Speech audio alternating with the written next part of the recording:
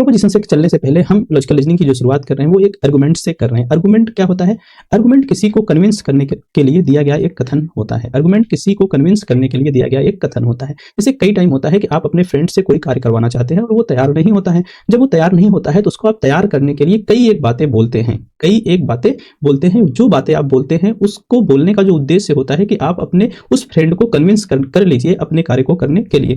तो जो आप बातें बोलते हैं उन बातों को ही हम प्रीमाइस बोलते हैं, और उस प्रीमाइस के आधार पर जब वो अगर तैयार हो जा रहा है आपका कार्य करने के लिए तो आप किसी कंक्लूजन तक पहुंच जाते हैं कि इतनी सारी बातें बोलने का ये कंक्लूजन निकला कि वो तैयार हो गया आपके कार्य करने के लिए, अन्यथा वो नहीं तैयार हुआ। तो सिंपल शब्दों में आर्गुमेंट क्या होता है? आर्गुमेंट किसी को कन्विंस करने के लिए दिया गया कथन होता है। ठीक है, अब जो आर्गुमेंट होता है, आर्गुमेंट के अपने एक फिक्स्ड स्ट्रक्चर होते हैं। तो इसका स्ट्रक्चर क्या होता है? स्ट्रक्चर में कम से एक आर्गुमेंट के स्ट्रक्चर में कम से कम दो प्रीमाइस और एक कंक्लूजन होना चाहिए। दो प्रीमाइस और एक कंक्लूजन कहने का मतलब ये वही बात है। हम प्रीमाइस कोई नया वर्ड नहीं है। प्रीमाइस मतलब जो इसके पहले भी हम जिक्र कर रहे थे कि आप अपने दोस्त को मनाने के लिए जो कथन कह रहे थे, जो उससे बोल रहे थे कि यार देखो नहीं करोगे तो ऐसा हो जाएगा, नहीं करोगे तो ऐसा होगा, वो ये वही प्रीमाइस है। केवल अब एलआर हम पढ़ रहे हैं तो एलआर में कथन को हम प्रीमाइस के नाम से जानते हैं। ठीक है, तो एक आर्गुमेंट के स्ट्रक्चर में कम से कम, ध्यान से सुनिएगा, एक आर्गुमेंट के स्ट्रक्चर में कम से कम आपके दो प्रीमाइस होने चाहिए। आप प्रीमाइस को चाहे तो आप स्टेटमेंट कहिए, चाहे तो आप इसको रीजन कहिए, कुछ भी कह लीजिए अपनी आवश्यकता अनुसार। ठीक है, तो एक आर्गुमेंट के स्ट्रक्चर में कम से कम दो प्रीमाइस होनी चाहिए। देखिए हमने प्रीमाइस 1 और प्रीमाइस 2 लिया है,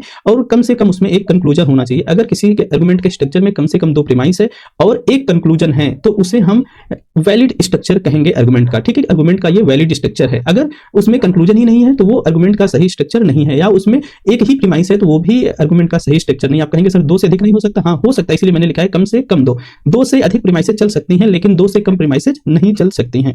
तो इतनी बातें समझ में आई होंगी कि आर्गुमेंट के स्ट्रक्चर में कम से कम दो प्रीमाइसेज होनी चाहिए, दो कथन होने चाहिए, दो रीजंस होने चाहिए और एक कंक्लूजन होना चाहिए। अगर ऐसा है तो वो जो आर्गुमेंट है वो वैलिड आर्गुमेंट कहलाएगा। ठीक है, तो ये जो दो प्रीमाइसेज हैं, जो दो कथन लिए हैं हम, इन दो कथनों को हम प्रोपोजिशन स्टेटमेंट अथवा रीजन के नाम से जानते हैं। हम कई टाइम हो सकता है प्रोपोजिशन बोलते हुए मिले, या हो सकता है कई टाइम स्टेटमेंट बोलते हुए मिल जाए। तो आपको यहीं से बॉन्ड बना लेनी है कि चाहे हम प्रोपोजिशन कहें, चाहे स्टेटमेंट कहें, चाहे रीजन कहें, तो आपको उसे प्रोपोजिशन ही समझना है या प्रीमाइस ही समझना है। ठीक है, उसको प्रीमाइस ही समझना है। यहाँ पे आप प्रीमाइस भी लिख सकते हैं, क्या? प्रीमाइस भी। ठीक है, तो इन चारों में से कुछ भी कहा जाए तो आप उसको प्रीमाइस ही समझेंगे। दूसरा, अभी जो आर्गुमेंट होता है, आर्गुमेंट का नेचर दो होता है, मतलब कि या तो आर्गुमेंट आपका वैलिड होगा या तो आर्गुमेंट आपका इनवैलिड होगा। तो आर्गुमेंट के वैलिड होने के लिए हमने अभी आपको एक बात बतलाई कि जो आर्गुमेंट होता है, आर्गुमेंट में कम से कम दो प्रीमाइस, कम से कम, ये बेसिक कंडीशन है इसकी, आर्गुमेंट में कम से कम दो प्रीमाइस और एक कंक्लूजन जरूर होना चाहिए। इस बात को ध्यान रखिएगा, ये इसकी बेसिक कंडीशंस है कि कोई भी आर्गुमेंट अगर वैलिड है तो उसमें कम से कम दो प्रीमाइस होगी और एक कंक्लूजन होगा। अगर ऐसा नहीं है तो वो जो आर्गुमेंट होगा वो इनवैलिड नेचर का हो जाएगा। तो आर्गुमेंट की कुछ एक और कंडीशंस होंगी, उसको हम आपको आगे बतलाएंगे। ठीक है, तो आर्गुमेंट में हमने कहा कि दो प्रीमाइस है और एक कंक्लूजन है। अब ये जो प्रीमाइस हो सकती है, जब आप इनको पढ़ेंगे तो हो सकता है ये प्रीमाइसेज आपको रियल दुनिया में आपको गलत लगे, या तो ये ट्रू होंगी या तो ये फॉल्स होंगी, या तो ये ट्रू होंगी या तो ये फॉल्स होंगी। लेकिन जब आप प्रीमाइसेज को पढ़ेंगे तो इन प्रीमाइसेज को आप सत्य मानकर चलेंगे, इन प्रीमाइसेज को आप सत्य मानकर चलेंगे और उसको सत्य मानकर ही आप कंक्लूजन तक जाएंगे। ठीक है, तो उम्मीद करता हूं इतनी बातें आपको क्लियर हुई होंगी। आर्गुमेंट का जो नेचर होता है या तो वैलिड होता है या तो इनवैलिड होता है। वैलिड होने के लिए कम से कम आर्गुमेंट में दो प्रीमाइसेज और एक कंक्लूजन होना चाहिए। आर्गुमेंट होता क्या है? कन्विंस करने के लिए हम जो स्टेटमेंट देते हैं सामने वाले को, वो कहलाता है आर्गुमेंट। एक आर्गुमेंट के स्ट्रक्चर में कम से कम दो प्रीमाइसेज, एक कंक्लूजन होना चाहिए। प्रीमाइसेज को हम प्रोपोजिशन, स्टेटमेंट अथवा रीजन के नाम से भी जानते हैं। हाँ, एक बात और छूट रही है, इसको भी ध्यान दे लीजिए। जो आप प्रीमाइसेज इस्तेमाल में ले आते हैं एक आर्गुमेंट में, जो पहली प्रीमाइस होती है उस प्रीमाइस को हम मेजर प्रीमाइस बोलते हैं, और जो दूसरी प्रीमाइस होती है उसको हम माइनर प्रीमाइस बोला करते हैं। जो पहली प्रीमाइस है उसको मेजर प्रीमाइस, जो दूसरी प्रीमाइस होती है उसको माइनर प्रीमाइस बोला करते हैं। यहीं से एक बात और याद कर लीजिए, जो मेजर प्रीमाइस होती है हमेशा वो पहले आती है। ठीक है, जो मेजर प्रीमाइस होती है वो हमेशा पहले आती है। ठीक है, आगे चलते हैं। अब एक हम प्रोपोजिशन को आपने देखा कि जो प्रोपोजिशन को चाहे स्टेटमेंट कह रहे हैं, चाहे आप रीजन कह रहे हैं, चाहे इसको आप क्या कह रहे हैं, प्रीमाइस कह रहे हैं। क्या कह रहे हैं? प्रीमाइस कह रहे हैं। तो ये जो प्रोपोजिशन, स्टेटमेंट अथवा रीजन्स होते हैं ये तीन प्रकार के होते हैं मुख्य रूप से आप देखेंगे। तो पहले को हम बोलते हैं कैटेगोरिकल प्रोपोजिशन, दूसरे को हम बोलते हैं हाइपोथेटिकल प्रोपोजिशन और तीसरे को बोलते हैं डिसजंक्शन प्रोपोजिशन। ठीक है, आपके सिलेबस में जो प्रोपोजिशन है वो प्रोपोजिशन आपको कैटेगोरिकल प्रोपोजिशन पढ़ना है। तो आपका जो मतलब है वो कैटेगोरिकल प्रोपोजिशन से है, हाइपोथेटिकल अथवा डिसजंक्शन से नहीं है। तो जो कैटेगोरिकल प्रोपोजिशन होते हैं ये सिंपल होते हैं, अर्थात इनमें कोई कंडीशंस नहीं होती हैं। जैसे आप इसके पहले जो प्रोपोजिशंस देखते हैं या प्रीमाइसेस देखते हैं, जैसे मैं बोलूं all A are B, no B are C, ठीक है, some A are B, some B are not C. ठीक है, तो इस प्रकार की जो प्रीमाइसेस होती हैं उनको हम कैटेगोरिकल प्रोपोजिशन के अंतर्गत रखते हैं। तो जो प्रोपोजिशन, स्टेटमेंट, रीजन अथवा प्रीमाइसेस जो होती हैं तीन प्रकार की होती हैं, कैटेगोरिकल, हाइपोथेटिकल, डिसजंक्शन। ठीक है, आपको जो पढ़ना है कैटेगोरिकल प्रोपोजिशन पढ़ना है जिसमें कोई कंडीशंस नहीं होती है। एग्जांपल में दिए हैं कि ऑल ए आर बी, आगे हम लिख सकते हैं कि ऑल बी आर सी, कुछ इस तरह से some A are B, some A are not B C. ठीक है, तो मतलब कि जो कैटेगोरिकल प्रोपोजिशंस होते हैं उसमें कोई कंडीशंस नहीं होती हैं। आगे चलते हैं, जो कैटेगोरिकल प्रोपोजिशन होते हैं ये 4 प्रकार के होते हैं। प्रोपोजिशन आपने देखे 3 प्रकार के, लेकिन जो कैटेगोरिकल प्रोपोजिशन होते हैं वो 4 प्रकार के होते हैं। तो ये 4 प्रकार कौन कौन से हैं? जो पहला प्रकार होता है वो होता है आल। जो पहला प्रकार होता है वो होता है आल। आल का मतलब है कि सभी, आल का मतलब होता है सभी, इसको हम इंडिकेट करते हैं किससे? ए से। ठीक है, जो दूसरा प्रोपोजिशन होता है कैटेगोरिकल को, उसको हम बोलते हैं नो, और नो को हम इंडिकेट करते हैं ई से। जो तीसरा प्रोपोजिशन होता है सम, इसको इंडिकेट करते हैं हम आई से, और जो चौथा प्रोपोजिशन होता है सम नॉट, इसको हम इंडिकेट करते हैं ओ से। ध्यान में रखिएगा, इसको जो सिंबल साइन, सिंबल का बहुत प्रयोग होता है, अगर आपको याद नहीं रहेगा तो आप परेशान होने वाले हैं। ठीक है, तो इनके सिंबल्स को जरूर याद रखिएगा। आल को हम ए से, नो को ई से, सम को आई से, और सम नॉट को ओ से रिप्रेजेंट करते हैं। ठीक है, अब आल का मतलब क्या है कि all A are B, no का मतलब है कि नो ए आर बी, और सम का मतलब है सम ए आर बी, और सम नॉट का मतलब है सम ए और नॉट बी। तो ये 4 प्रकार के प्रोपोजिशंस आपको पढ़ने हैं। इनको चाहे प्रोपोजिशन कहिए, स्टेटमेंट कहिए, रीजन कहिए, प्रीमाइस कहिए, कुछ भी कर लीजिए, इन्हीं चारों को आपको पढ़ना है। ठीक है, अब अगर हम प्रोपोजिशन के पार्ट्स की बात करें तो लगभग इसमें 4 पार्ट्स आपको देखने को मिलते हैं। एक प्रोपोजिशन कोई अगर है उसमें आपको 4 भाग देखने को मिलता है। जो पहला भाग होता है उसको हम क्वांटिफायर अथवा क्वांटिटी के नाम से जानते हैं, दूसरे को हम सब्जेक्ट के रूप में, और तीसरे को हम क्वालिटी अथवा कॉपुला के रूप में, और चौथे को हम प्रेडिकेट के रूप में जानते हैं। ठीक है, तो अब किसी भी स्टेटमेंट को अगर आप उठा के देख लेंगे तो उसमें जो क्वांटिफायर या क्वांटिटी का पार्ट होता है वो ये पार्ट्स होता है। ठीक है, जैसे आल, नो, सम और सम नॉट को हम क्वांटिटी अथवा क्वांटिफायर के रूप में जानते हैं। जो सब्जेक्ट होता है, सब्जेक्ट अब जैसे कहा गया आल ए आर बी, जैसे कहा गया कि all A are B, all A are B कहा गया, तो इसमें जो आल है ये आपका क्वांटिफायर है, क्वांटिफायर है, या इसको हम क्वांटिटी के नाम से जानेंगे। ठीक है, जो ए है आपका ये क्या है? सब्जेक्ट है। आर आपका क्या है? आर आपका कॉपुला है। क्या है? कॉपुला है। इसको हम क्वालिटी के नाम से भी जानते हैं, क्वालिटी है आपकी। और जो बी होता है वो आपका क्या होता है? प्रेडिकेट हुआ करता है। ठीक है, तो समझ गए होंगे। एक प्रोपोजिशन में आपको एक क्वांटिफायर, सब्जेक्ट, प्रेडिकेट और क्वालिटी देखने को मिलती है। ठीक है, तो पार्ट ऑफ प्रोपोजिशन में 4 पार्ट्स आपके क्वांटिफायर, सब्जेक्ट, प्रेडिकेट, क्वालिटी अब्लिक कॉपुला। ठीक है, तो क्वांटिफायर में all, no, some, some not, subject को आप देख ही रहे हैं। प्रेडिकेट में जो सब्जेक्ट को अफर्म करता है या डिनाई करता है उसे हम प्रेडिकेट बोलते हैं। और प्रेडिकेट के अलावा जो बात आती है किसकी, जो आर लिखा है या आर नॉट लिखा है, ये क्वालिटी अथवा कॉपुला होता है। कई टाइम ये आपको पॉजिटिव देखने को मिलता है, कई टाइम ये नेगेटिव देखने को मिलता है। ठीक है, तभी हम आपको क्वालिटी के फीचर्स भी बतलाएंगे, तो वहां पे बतलाएंगे कि जो क्वालिटी होती है कभी पॉजिटिव होती है, कभी नेगेटिव हुआ करती है। आगे चलें, पार्ट्स ऑफ प्रोपोजिशन में अगर आप देखेंगे तो हम यहाँ पे एक प्रोपोजिशन ले रहे हैं या एक प्रीमाइस ले रहे हैं। ठीक है, जैसे हमने एक प्रीमाइस ली, all dogs are black, all dogs are black, तो इसमें जो अब तो आप समझ गए होंगे, जो ऑल है ये क्या है? क्वालिटी अथवा क्वांटिटी अथवा क्वांटिफायर है। इसका मतलब क्या होता है? जो नंबर बताया, जैसे कोई भी बात है, ऑल डॉग्स आर ब्लैक मतलब कर रहा है जितने भी डॉग है सब ब्लैक है, मतलब ये क्वांटिटी को रिप्रेजेंट कर रहा है। और इसमें जो डॉग है उसको आप देख ही रहे हैं, डॉग क्या है? ये सब्जेक्ट के रूप में है। दूसरा जो ब्लैक है ये प्रेडिकेट है, और आर को हम क्वालिटी अथवा कॉपुला के नाम से जानते हैं, जो कि कई टाइम पॉजिटिव देखने को मिलता है और कई टाइम आपको नेगेटिव देखने को मिलता है। जैसे यहाँ पे अगर आप देख पा रहे होंगे तो यहाँ पर आपको ये पॉजिटिव दिख रहा है, यहाँ पे क्या दिख रहा है? पॉजिटिव दिख रहा है, लेकिन लिखा होता कि all dogs are not black, तो ये जो क्वालिटी है ये आपकी पॉजिटिव की जगह क्या बन जाती? ये नेगेटिव बन जाती। ठीक है, ये नेगेटिव बन जाती। तो अब अगर कोई स्टेटमेंट आपको दे दिया जाए, उसमें पूछा गया कि कौन सा क्वांटिफायर है, कौन सा क्वालिटी है, और कौन सा वर्ड प्रेडिकेट के रूप में, कौन सा सब्जेक्ट के रूप में है, हमें उम्मीद है कि आपको कोई प्रॉब्लम नहीं होनी चाहिए। अब जो क्वांटिटी अभी हम प्रयोग में लाए हैं वो क्वांटिटी आपकी 2 प्रकार की होती है। ठीक है, जो क्वांटिटी अभी हम प्रयोग में लाए, जैसे ऑल को लाए ना, ऑल को हमने बोला क्वांटिटी है, तो जो कैटेगोरिकल के चारों प्रोपोजिशन है उसको भी हमने बताया कि ये चारों क्या है? आपकी क्वांटिटी के रूप है। ठीक है, तो जो क्वांटिटी होती है 2 होती है, एक क्वांटिटी यूनिवर्सल होती है, दूसरी एक पर्टिकुलर होती है। वो जो सब की बात करता है, वो जो सब की बात करता है वो यूनिवर्सल कहलाता है। ठीक है, 100% कहलाता है। जो 100% की बात करता है या जो सब की बात करता है वो यूनिवर्सल कहलाता है। जो लेस देन 100% होता है वो पर्टिकुलर कहलाता है। ठीक है, जो कुछ की बात करता है वो पर्टिकुलर कहलाता है। ठीक है, तो आप चारों कैटेगोरिकल प्रोपोजिशन में देखेंगे, all, no, some, some not को अगर देखेंगे तो ऑल मतलब सभी, नो मतलब नहीं, मतलब कि या तो सभी की बात कर रहा है या तो आपकी किसी की बात नहीं कर रहा है। इसलिए जो आपके ऑल और नो हैं ये आपके 100% है, इसीलिए इनको हम यूनिवर्सल के रूप में जानते हैं। और जो सम है ये सम और सम नॉट कुछ की बात करते हैं, इसीलिए इनको हम पर्टिकुलर की श्रेणी में रखते हैं। अर्थात जो ऑल और नो है ये 100% है, और जो सम और सम नॉट है कुछ की बात कर रहे हैं ना, तो ये 100% से कम है, कितने कम है नहीं जानता, लेकिन 100% से कम है, इसीलिए इनको पर्टिकुलर के रूप में जाना जाता है। ठीक है, ऐसे भी समझ सकते हैं। जो क्वांटिटी होती है 2 होती है, यूनिवर्सल होती है, पर्टिकुलर होती है। जो यूनिवर्सल होती है वो सब की बात करती है, और जो पर्टिकुलर होती है वो कुछ की बात करती है। अब आप चारों में देख लीजिए कौन सब की बात कर रहा है। ऑल और नो को देखेंगे तो ये सब की बात करते हैं, सम और सम नॉट को देखेंगे तो ये कुछ की बात करते हैं, तो ये 2 हो गए। ठीक है, पार्ट्स ऑफ प्रोपोजिशन में क्वांटिटी के बाद हम क्वालिटी की बात आती है। जो क्वालिटी होती है वो 2 प्रकार की होती है, एक तो होती है पॉजिटिव, दूसरी होती है नेगेटिव। ठीक है, पॉजिटिव को अगर आप देखेंगे तो जो चारों कैटेगोरिकल प्रोपोजिशन है, all, no, some, some not, ठीक है, चारों को देखेंगे, जो ऑल है ये सभी की बात करता है, सम है ये कुछ की बात करता है, जहां कुछ भी नहीं है वहां कुछ है, तो आप कुछ को पॉजिटिव के रूप में सेंस करते हैं। ठीक है, या किया जाता है इसको। तो जो पॉजिटिव होता है वो ऑल और सम वाला होता है, और जो नेगेटिव होता है, नो तो लगा ही है दोनों में, ठीक है, नॉट लगा है, तो दोनों ये क्या होते हैं? नेगेटिव होते हैं। अर्थात नो और सम नॉट वाले कैटेगोरिकल प्रोपोजिशन की जो क्वालिटी होती है वो नेगेटिव होती है, ऑल और सम वाले कैटेगोरिकल प्रोपोजिशन की जो क्वालिटी होती है वो पॉजिटिव हुआ करती है। ठीक है, उम्मीद करता हूं इतनी बातें आप समझ गए होंगे। आगे चले, अब एक हम आपको स्ट्रक्चर प्रोवाइड कर रहे हैं कि एक वैलिड स्ट्रक्चर क्या होता है एक आर्गुमेंट का, ठीक है, ध्यान से सुनिएगा। एक वैलिड आर्गुमेंट के अंदर 3 टर्म्स होती हैं, जो 2 बार रिपीट होती हैं, ठीक है, जो 2 बार रिपीट होती है। हमने 2 प्रीमाइसेज ली हैं इसको समझाने के लिए और एक कंक्लूजन लिया है, ठीक है। हमने प्रीमाइस 1 में लिखा कि ऑल ए आर बी, ठीक है, और प्रीमाइस 2 में हुआ कि ऑल बी आर सी, और कंक्लूजन निकल के आया कि ऑल ए आर सी। हमने कहा कि इसके अंदर 3 टर्म होती हैं और 2 बार वो रिपीट होती हैं। तो आप देखिए कि ए बी सी 3 टर्म है और ए को देखेंगे एक बार ए यहाँ पे है, दूसरी बार यहाँ पे है, एक बार बी यहाँ पर है, दूसरी बार यहाँ पे है, सी एक बार यहाँ है, एक बार यहाँ, ठीक है। तो इसके अंदर 3 टर्म है वो 2 बार रिपीट हो रही है। ये भी जो वैलिड स्ट्रक्चर का एक वैलिड स्ट्रक्चर की आर्गुमेंट्स की वैलिड स्ट्रक्चर की एक कंडीशंस होती हैं, ठीक है। इसके पहले हम एक बेसिक कंडीशंस आपको ये बताए थे कि जो एक आर्गुमेंट होता है, आर्गुमेंट के अंदर कम से कम 2 प्रीमाइस होती हैं और एक कंक्लूजन होता है। तो एक कंडीशन तो ये हो गई। दूसरी कंडीशन ये है कि भाई इसके अंदर 3 टर्म होती हैं जो 2 बार रिपीट हो रही हैं। अगर ऐसा हो रहा है तो वो जो आर्गुमेंट है वो वैलिड होता है, अन्यथा वो वैलिड नहीं होता है। कई टाइम सवाल यहीं से पूछ लिया जाता है कि कौन सा वैलिड आर्गुमेंट है और कौन सा नहीं है, तो इस बात को ध्यान में रखिएगा।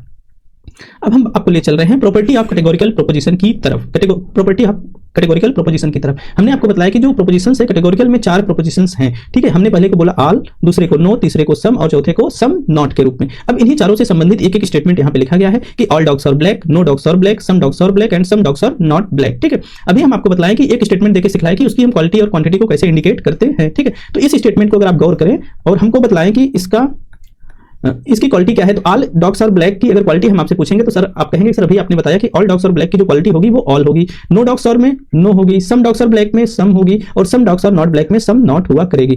क्वांटिटी माफ करिएगा, क्वांटिटी, ठीक है। अगर मैं क्वालिटी आपसे पूछूंगा तो आप कहेंगे sir all dogs are black में पॉजिटिव होती है, नो डॉग्स आर ब्लैक में नो लगा है इसलिए नेगेटिव है, इसमें सम है तो पॉजिटिव है और इसमें सम नॉट है इसलिए इसकी जो क्वालिटी होगी वो नेगेटिव हुआ करेगी। इतनी बातें तो हमने आपको समझाई। इसके बाद हमने आपको बताया कि जो क्वांटिटी होती है वो 2 होती है, एक यूनिवर्सल होती है दूसरी पर्टिकुलर होती है। तो उस दौरान हमने आपको ये भी बताया कि क्वांटिटी 2 होती है, एक यूनिवर्सल और एक पर्टिकुलर। हमने कहा कि जो सब की बात करता है वो यूनिवर्सल होता है। तो आप देखेंगे ऑल डॉग्स आर ब्लैक, जितने भी डॉग्स हैं सब ब्लैक हैं, ये सब की बात कर रहा है, अर्थात इसकी जो क्वांटिटी होगी वो यूनिवर्सल होगी। नो डॉग्स आर ब्लैक, कोई भी डॉग ब्लैक नहीं है तो ये भी सब की बात कर रहा है, इसलिए इसकी जो क्वांटिटी होगी वो यूनिवर्सल होगी। सम डॉग्स आर ब्लैक, सम की बात कर रहा है, कुछ की बात कर रहा है, अर्थात इसकी जो क्वालिटी होगी यूनिवर्सल नहीं, क्वांटिटी यूनिवर्सल नहीं पर्टिकुलर होगी। और ये some dogs are not black कह रहा है, ये भी सम की बात कर रहा है, तो इसकी जो क्वांटिटी होगी वो पर्टिकुलर होगी, ठीक है। अब क्वालिटी पे आ जाते हैं कि नेचर क्या है क्वालिटी का। तो ऑल डॉग्स आर ब्लैक में आप देखेंगे कि निगेटिविटी कुछ है ही नहीं, अर्थात इसको हम पॉजिटिव अथवा अफर्मेटिव के नाम से जानते हैं। पॉजिटिव कहिए चाहे आप इसको अफर्मेटिव कहिए, ठीक है। नो डॉग्स आर ब्लैक में आप देखेंगे तो पहले ही नो लगा है, अर्थात ये किस टाइप की इसकी क्वालिटी है, नेगेटिव टाइप की है। सम डॉग्स आर ब्लैक पे अगर आप जाएंगे तो कह रहा है सम की बात कर रहा है लेकिन नो की बात नहीं कर रहा है, ठीक है। कहा जाता है कि ना होने से अच्छा कुछ होता है, ठीक है, कुछ भी ना होने से अच्छा कुछ होता है। तो ये अफर्मेटिव है, अर्थात इसको भी आप क्या कहेंगे, ये पॉजिटिव होता है अथवा अफर्मेटिव होता है। सम नॉट पे अगर आएंगे तो नॉट लगा है तो ये क्या है, नेगेटिव इसकी क्वालिटी है।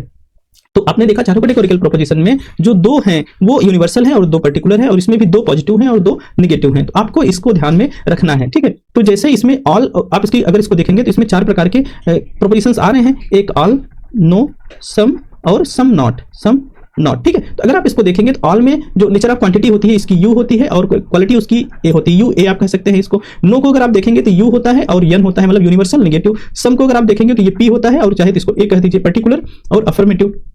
और सम नॉट को अगर आप देखेंगे तो ये भी पर्टिकुलर होता है और नेगेटिव होता है, इसको पी एन कह सकते हैं। और आप इसको ऐसे ही डाइजेस्ट कर जाइए, ठीक है, इसको ऐसे ही याद कर जाइए अगर हमारी इतनी बातें आपको ना समझ में आ रही हो तो। जो ऑल होता है वो यूनिवर्सल और अफर्मेटिव होता है, नो यूनिवर्सल नेगेटिव होता है, सम पर्टिकुलर अफर्मेटिव होता है और सम नॉट पर्टिकुलर और नेगेटिव हुआ करता है, ठीक है। इस बात को ऐसे ही आप अगर याद कर ले जा रहे हैं तो आपके लिए बहुत अच्छी बात है, ठीक है,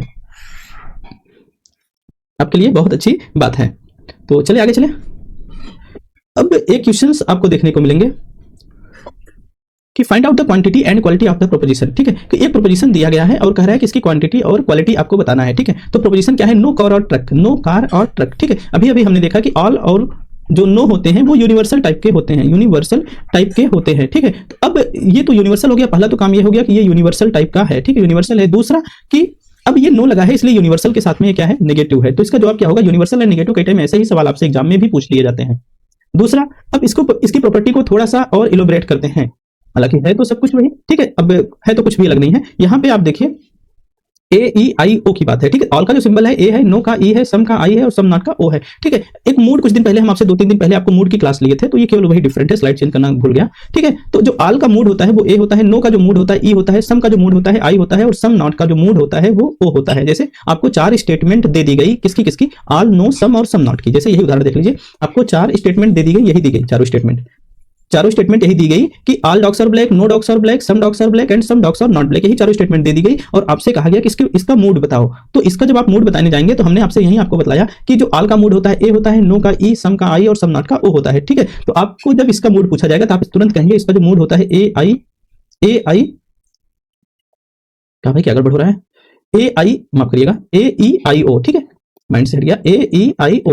इसका जो मूड है, इन चारों स्टेटमेंट का मूड है ए ई आई ओ। ठीक है, मूड से भी रिलेटेड सवाल आते हैं तो इसको ध्यान में रखिएगा, ए ई आई ओ। हालांकि जो आपके सवाल पूछे जाते हैं वो मूड एंड फिगर दोनों से रिलेटेड होते हैं, तो इसके आगे फर्स्ट, सेकंड, थर्ड, फोर्थ कुछ भी लिखा रहता है, ये मूड होता है और ये इसका फिगर होता है। तो मूड एंड फिगर से संबंधित हमने 2 दिन पहले वीडियो अपलोड की है, आप उसको देख लीजिएगा। ठीक है, तो यहाँ पे हम बात कर रहे थे कैटेगोरिकल प्रोपोजिशन की। तो ये जो प्रोपोजिशन है नो और ट्रक का, ये है यूनिवर्सल नेगेटिव। तो ये हो गया। बाकी यूनिवर्सल ये कैसे बन रहा है और पॉजिटिव और नेगेटिव कैसे बन रहा है हमने आपको समझा ही दिया। अब चलते हैं कुछ और समझते हैं। जो प्रोपोजिशंस हैं उसमें कुछ एक प्रकार के टर्म्स होते हैं, उनको हम type of term in proposition के नाम से भी समझ सकते हैं। जो टर्म्स होती हैं मुख्य रूप से 3 टर्म, जिसको मेजर टर्म, मिडिल टर्म और माइनर टर्म बोला जाता है। यहां से सवाल दे दिया जाता है, आपको एक स्टेटमेंट दे दी जाएगी, उसमें से पूछा जाएगा कौन सा मेजर टर्म है, कौन सा मिडिल टर्म है और कौन सा माइनर टर्म है। ठीक है, तो इसको बहुत अच्छे से समझ लीजिए आप लोग। हम आपके सामने एक प्रीमाइस लेके आए हैं जिसमें 2 प्रीमाइस है और एक कंक्लूजन, एक आर्गुमेंट लेके आए हैं जिसमें 2 प्रीमाइस है और एक कंक्लूजन है। जो पहली प्रीमाइस है उसमें लिखा है ऑल ह्यूमन आर मोर्टल, दूसरी जो प्रीमाइस है उसमें लिखा है all Greeks are human, conclusion में therefore all Greeks are mortal. ठीक है, एकदम ध्यान से मेरी बात को समझिएगा कि मिडिल, पहले हम शुरुआत कर रहे हैं किससे, मिडिल टर्म से शुरुआत कर रहे हैं। ठीक है, मिडिल टर्म क्या है, आप प्रीमाइस 1 को देखिएगा और प्रीमाइस 2 को देखिएगा। प्रीमाइस 1 और प्रीमाइस 2 में जो कॉमन होगा, प्रीमाइस 1 और प्रीमाइस 2 में जो कॉमन होगा वो आपका मिडिल टर्म होगा। ठीक है, तो कंफर्म हो गया, आपने P1 और P2 को देखा, इन दोनों में कॉमन वर्ड ह्यूमन थे, तो मिडिल टर्म कौन हो गया, ह्यूमन हो गया। ठीक है, अब आप कंक्लूजन पे आ जाइएगा। कंक्लूजन के आप प्रेडिकेट को देखिएगा, जो कंक्लूजन का प्रेडिकेट होगा वो आपका मेजर टर्म होगा। ये हमेशा सही होने वाली बात है वेस्टर्न लॉजिक में, ध्यान से समझिएगा। जो आपका लॉजिक है या लॉजिकल रीजनिंग है, ये जो आपका लॉजिकल रीजनिंग है ये 2 आधारों पे देखा जाता है। एक तो वेस्टर्न लॉजिक के आधार पे इसके नियम होते हैं, दूसरा नियम जो होता है इंडियन लॉजिक के आधार पे होता है। ठीक है, तो आप वेस्टर्न लॉजिक के आधार पे जाएंगे तो कंक्लूजन के प्रेडिकेट को हमेशा मेजर टर्म बोला जाता है और कंक्लूजन के सब्जेक्ट को हमेशा माइनर टर्म बोला जाता है। ठीक है, तो आप प्रीमाइस के दोनों प्रीमाइस में जो कॉमन होता है वो मिडिल टर्म है और कंक्लूजन का जो प्रेडिकेट होता है वो मेजर टर्म होता है और कंक्लूजन का जो सब्जेक्ट होता है वो माइनर टर्म होता है। ठीक है, अब बातें आपको ध्यान में रखनी है कि जिस प्रीमाइस में मेजर टर्म होगा, ध्यान में रखिएगा, मैं सुन रहा जो बोल रहा हूं बातें ध्यान रखिएगा, जिस प्रीमाइस में मेजर टर्म होगा वो मेजर प्रीमाइस होगी। तो मेजर टर्म क्या है, मोर्टल है। मोर्टल किस प्रीमाइस में है, पहले वाली प्रीमाइस में है, अर्थात जो पहली प्रीमाइस है वो आपकी मेजर प्रीमाइस कहलाएगी और जिस प्रीमाइस में आपके माइनर टर्म होगा वो आपकी प्रीमाइस माइनर प्रीमाइस कहलाएगी, अर्थात जो प्रीमाइस 2 है वो आपकी माइनर प्रीमाइस है। एक बात ध्यान से रखिए, जैसे ही आपको कोई आर्गुमेंट्स मिलता है तो आप उसकी पहली 2 प्रीमाइस को देखिए, जो उसमें कॉमन वर्ड्स हैं वो मिडिल टर्म कहलाएंगे, जो कॉमन टर्म है वो मिडिल टर्म कहलाएंगे।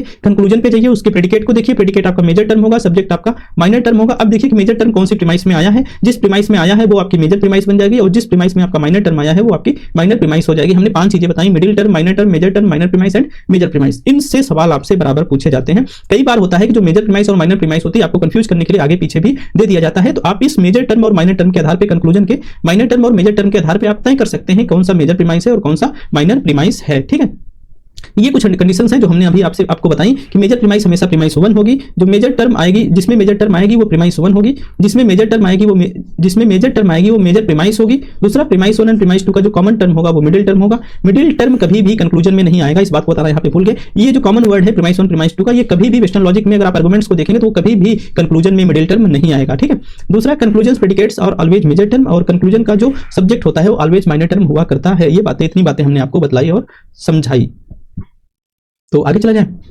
अब एक दूसरा उदाहरण लिया गया कि जिसमें कहा 2 प्रीमाइस है और एक कंक्लूजन है। ठीक है, तो कहा गया कि ऑल ग्रीक्स आर ह्यूमन, दूसरे को कहा गया ऑल ह्यूमन आर मोर्टल। तो आप मिडिल टर्म पहले ढूंढने जाएंगे तो आप देखेंगे सर पहले में ह्यूमन है और दूसरे में भी ह्यूमन है, तो आप कहेंगे सर मिडिल टर्म आपका ह्यूमन बन गया। आप प्रीमाइस पे जाएंगे तो आप देखेंगे प्रीमाइस के जो कंक्लूजन है, कंक्लूजन का जो सब्जेक्ट है वो माइनर टर्म होता है, अभी भी हमको पता चला, और जो इसका प्रेडिकेट होता है वो मेजर टर्म होता है। तो जिस प्रीमाइस में मेजर टर्म होगा वो मेजर प्रीमाइस होगी। तो मेजर टर्म आपका मोर्टल है। मोर्टल आपने देखा all human are mortal premise 2 में दिया गया है, अर्थात इस आर्गुमेंट में जो मेजर प्रीमाइस होगी वो प्रीमाइस 2 होगी। ठीक है, और आपने देखा कि ग्रीक्स आपका माइनर टर्म था, ग्रीक्स आपके पहले प्रीमाइस में दिया गया है, तो इस आर्गुमेंट की जो माइनर प्रीमाइस होगी वो प्रीमाइस 1 होगी। कई टाइम आपको ऐसे उल्टा सीधा करके आपका सवाल को वो गलत करा देता है, तो इस बात को आप लोग ध्यान में रखिएगा। ठीक है, तो हमने अब यहाँ से शायद सवाल ही है सब। ठीक है, हाँ 2-3 सवाल है।